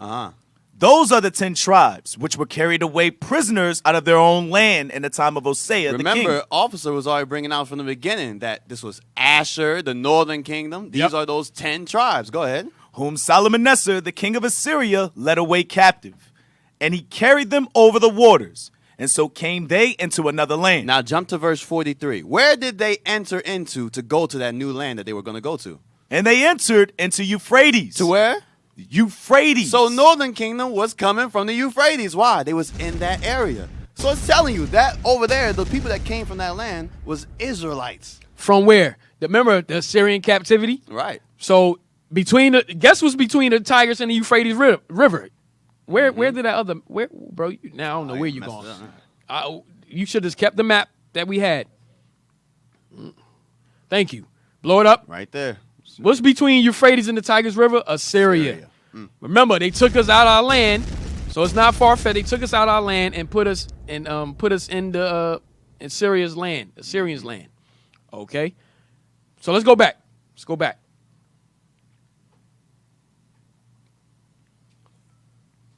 Come on. Read it again. We learned. You can start. We learned. Sorry. We learn by extracts from a Hausa record. Man, hold on, man. That was highlighted, bro. What you mean? Where is that? Nah, I was looking for a part closer to the Euphrates, sir. All right. That's what I was looking for. You all right? Yeah, you're right. Mercy. We learn by Go ahead, man. We learn by extracts from a Hausa record, of which the original has unfortunately been destroyed. Why? Why the original unfortunately been destroyed? Remember, they destroyed and burnt our records. Remember that? They destroyed and burnt all our records, man. Go ahead. That the people of Ghana were anciently known by the name of Toruth or Toruth. Go ahead. Or Torud. So keep that name in mind. Read. And that they claim to have come from the territory lying between the Tigris and the Euphrates. Right, read on. In other words, they claim descent from the Assyrians or the Babylonians. So you see that? So he's saying, in other words, we claim descent for the Assyrians or the Babylonians, but we were the Israelites that was over there. That's right. Remember the Yoruba? Well, yeah, because the same thing happened with the Yoruba, but I get that later. But go ahead. Both peoples who had their origin in the Taurus Mountains and reached their highest development in the valley of the Euphrates and the Tigris. Watch this. Watch this. If the migration of the people of Ghana formed part of the movement impelled by the Chaldean conquest of Babylon. What is he talking about? Read. This would carry their settlement in Africa back to the 7th century before Christ. That's what we wanted to get to the whole time, is the fact that we were there before Mark went over there. Dang. Give me the 7th century, the 7th century BC. Give me that era. What happened? What happened? Remember, he said the Chaldean Babylon conquest. What was going on? 7th century BC. Go down. What took place? Yep, read that.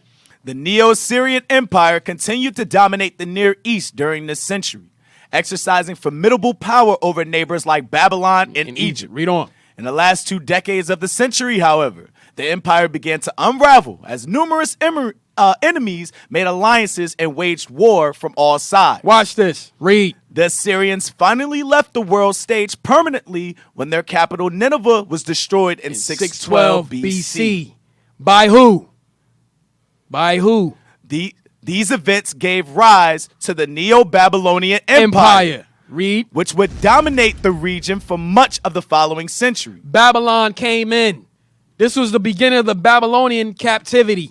We fled into Africa.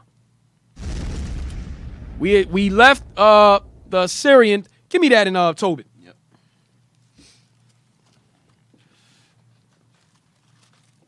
The book of Tobit. Chapter 14 and verse 15. But before he died, he heard of the destruction of Nineveh, which was taken by Nebuchadnezzar and Ahasuerus. And before his death, he rejoiced over Nineveh. You see that? So the Babylonians came in and sacked Nineveh. And guess what? We fled out of there. We got up out of there and fled right into Africa. Remember, that was the safest route. All right. So from there, you could get out of that. Go back to the page. Now, give me the next page. Remember Toruth. How much time we got? All right, we got 10 minutes. Go ahead, read that. Read the title. Origin of who? The origin of the Fulani. So this is the origin of the Fulani, another tribe. All right, go down to in the course of his relations. In the course of his relations with the Fulani. So we just going to read. This is all good stuff right here. But the point is on the next page. Read on. The Gueridon was particularly struck with their peculiar knowledge of Jewish history. So he's talking about the Fulani. He said he was struck with their peculiar knowledge of Jewish history. Go ahead. So familiarly did they speak of the chief Hebrew personalities of the Old Testament. So the Fulani always talked about those of our forefathers in the Old Testament. Read. And so well posted were they with the principal events related in it. Read. That they could not, argued De Gueridon, have acquired their knowledge merely through Arabic sources. So he's like, because remember, the Fulani was following Islam. So he said the way they talking about the Old Testament, that couldn't have came from no Arabic sources. That didn't come from Arabic sources the way they talking about the Bible. Read. They referred to those times as though dealing with their own national records. Whoa. The Fulani dealt with what? Their own national records. So they referred to those times as though dealing with their own national records. Watch this, read on. Moses and Abraham might have been individuals of the same race as themselves. Because that's the way the way we talk about the Bible now, that's the way we did it in Africa. Like, we knew them personally because that's our people. That's the way they talked about the scriptures, man. Because they were the same race. Go ahead. In their oral legends. There we go. Oral legends. Go ahead. Moses plays a very important part. Why would Moses play a very important part with the Fulani tribe? In the oral legends. Go ahead. And although certain passages of the scriptures are transformed or rather assimilated, they have so intense a biblical and Hebraic tone as to exclude all Arabic influence. So even though they follow Islam, the way they was speaking and so forth, he said, they're not really Islamic. There's nothing Arabic about them. They Hebrews. Read. The Gueradon noted, however, that their Israelitish chronicles ceased after Solomon. So we only had up to Solomon. Remember, we fled after the Assyrian captivity. Babylonian came in, we fled. So all we had was the Old Testament up to King Solomon. Read. What they knew of the miracles of our Savior was so distorted and erroneous as to prove that the New Testament had reached them from afar. Right. Hey, that's Mark them going over there. Mark them went over there. Read. In a vague and fragmentary condition. The Gueradon's conclusions are best given in his own words. It would seem as if the Poles, Fulani, if they themselves did not profess the Jewish faith, which I would rather be disposed to affirm than deny, were at least in permanent contact with the Jewish people in remote times. And that, influenced at one time or another by the Israelites, they received Old Testament legends directly from them. You see that? Watch this. Dr. Blyden also testifies in an indirect way to the close acquaintance of the Fulani with the history of ancient Hebraic personalities. Read. They hold the language of the Quran, he remarks, in the greatest veneration, affirming that it is the language which was spoken by Adam, Seth, Noah, Abraham, and Ishmael. So that's not true. Go ahead. The descendants of Ishmael, they contend, have never been in bondage to any man. All right. Go to the next page. Hey, officer, you know what this sound like? This sound like John 4 with that woman, the Samaritan woman. Yeah. How would she know out of nowhere that, are you greater than our forefather Jacob that gave our father Joseph this well? How could she know that history except she's an Israelite? Except she would be an Israelite, Makes no sense. It is at this time, we just in West Africa. Right. Go ahead. It is significant. Watch this. Remember the Taurus, the people of Ghana from the last book. Watch this.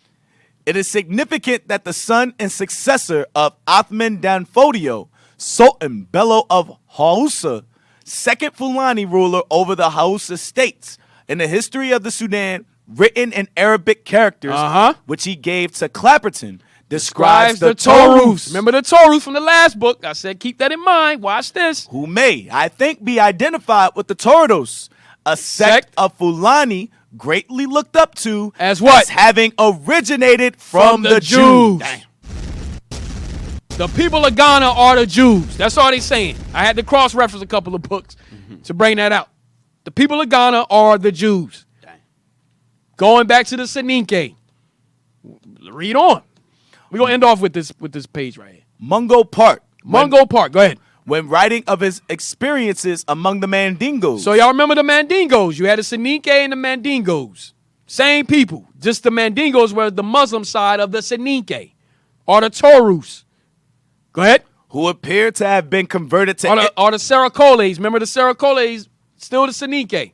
Jews of West Africa. Read. Who appeared to have been converted to Islam by the Fulani, with whom they have been in close relationship, amiable and the reverse. Read. For many centuries, observed a similar widespread knowledge of incidents in Old Testament history, such as the death of Abel. So this is the Mandingo now. They knew about the death of Abel. Read. The lives of the patriarchs. The lives of the patriarchs. Joseph's dream. They had Joseph's dream.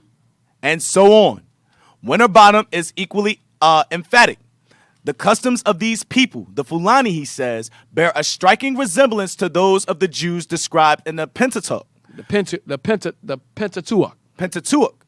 And after Muhammad, Moses is held by them in the highest estimation. So now he said after Muhammad, Moses is held by them by the highest estimation. All right, why? They couldn't really hold Moses in higher estimation than Muhammad, or they'd be killed. All right, go ahead. There is some uniformity, too, between the following descriptive passages. The first is from Kenrick, American edition. The second from Lying's History of the Salima people and the relations with the Fulani. Hey, go back up real quick. Go back up. So you see the little asterisk next to Jews, right? Y'all see that? Right there. Circle that. Yeah. Right? So remember the Taurus, the people of Ghana originated from the Jews, right? Go down. Watch this. Go down. The asterisk goes to here. Read the first paragraph. The Jews were commanded on the Day of the Atonement. The Day of Atonement is actually tonight. Damn. The Day of Atonement is tonight. What a coincidence. Read. To provide a goat to carry the sins of the people. Mm-hmm. And the high priest was to lay his hand on the head of the goat and confess the national sins. Read. So among the Egyptians. So I don't need that. But to let you know, what he's telling you is that they were still doing that. That's what he's saying. We were still keeping the Day of Atonement, just like we're going to keep it tonight. All right? And I'm going to end it with that. Hey, go ahead. I'm sorry. Can you go back a couple of pages where the part it says Abraham and Isaac was right at the bottom here. Islam, something like that? All the way at the bottom. No. You said it's Arabic influence. Was that it? The language. It had no Arabic influence. Oh, that one? Right here, right. Okay. They hold the language of the Quran, he remarks, in the greatest veneration, affirming that it is the language which was spoken by Adam, Seth, Noah, Abraham, and Ishmael. Yeah, let's kill that right there. Go to Genesis 14, verse 12. Bring it out. Yeah, so although they're putting the truth in there, they got to throw a little lie in there. Yeah, that's why you got to be careful of bones. Is it 14, 14, Abraham the Hebrew? Yeah, 14, verse 13. Start verse 12. Okay. The book of Genesis, chapter 14 and verse 12. It's the battle of the kings, the 5 kings. Genesis, go ahead. And they took Lot, Abram's brother's son, who dwelt in Sodom, and his goods, and departed. And there came one that had escaped, and told Abram the Hebrew. See that? Abram the Hebrew. So the Quran came years after Christ died, for 500 years. Right. So it could not, Abraham could not be speaking the language of the Quran because Abraham was already gone and dead. Right. So Abraham spoke Hebrew. Noah, Adam, Seth, Noah, Abraham, even Ishmael spoke Hebrew. Right. Because his father was Abraham. Right. Trying to pull a fast one.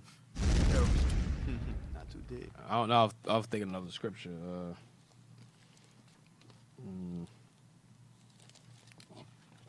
One second. Let me get that religion newly come up. So Yeah, I got you. I'm thinking of Genesis 11 and 1, but y'all go ahead. What about the spoken one language? Right. Yeah, that's it. Oh, that's what you want? Go ahead. No. That's what you want. No, I want the one the newly come up. Deuteronomy 32. 17. The book of Deuteronomy. So the Quran religion is a new religion. Just read that. The book of Deuteronomy, chapter 32 and verse 17. They sacrifice unto devils, not to God. To gods whom they knew not. To new gods. See, Abraham and Noah, Isaac was not sacrificing to new gods. Go ahead. That came newly up. See that? Newly up. Quran, Allah, that's a new God. That's a new religion. Go ahead. Whom your fathers feared not. See that? Abraham, Noah, Abraham, Isaac, Noah, Seth did not fear those gods. That's right. And they never worshiped those gods. So they never could have speak, Right. It's crazy, man. Good, officer. Yeah, I'm gonna end it on that. All right, so I hope y'all got something out of the show. All praises to the Most High. All right. Next show, Lord's will, life lasts. Remember, we still dealing with the 5th Caesar Claudius, but we're gonna hit now next week. Not next week, but next show we're gonna start going into Spain and Gaul and so forth. Remember, the apostles went there also. All right, and then that's gonna lead us up into the 6th feather, Nero. We're going to deal with Nero and then the persecutions and so forth, the martyrdom that happened to the apostles and the rest of the disciples. All right? Officer Abaddon. Hey, Israel, let's give a hand for the leadership. That was a great class. All praises. All praise Most High. Hey, Israel, you know what time it is. Make sure you subscribe to us on YouTube to Our Hidden History Radio. Hit the notifications button so you know when we go live. You can also subscribe to our affiliate pages, IUIC Philadelphia and IUIC Philadelphia in the Classroom, to get the latest content from the captains and officers of IUIC Philly. Donate to to IUIC Philadelphia on PayPal, to donate to Our Hidden History. You can put in the comment section OHH so we can get more books to bring out for the children of Israel. Let's bring out this hidden history, all right? You can donate on PayPal too, IUIC.Philadelphia@IsraelUnite.org. Also, donate to the Booster Club. You can donate to the Booster Club on PayPal too, IUIC.fundraising@IsraelUnite.org. And last but not least, subscribe to IUIC TV to get exclusive content from the leadership of IUIC. And to the next two, Raven and Wolves with Deacon Malafire. Damn, can you play the wolf, bro? Yeah, Damn, we never get the wolf with the deacon. Give me the wolf. Yeah. Damn. They still ain't do it. Wow. Damn. Yo, I don't know what's up with brothers, man. Disrespectful. But, hey, all praise to the Most High. Hey, give us... Well, damn, that's a way to damn. Hey, play that one. Hit that sound bite. They just rebellious. Oh, look at wow, you play that one, huh? Hey, but give a shout out to IT, man. Great job, guys. Also, let's shout out the sisters, man. All praise for that breakfast. All praise the Most High. All right, and with that, we're gonna say shalom. Shalom.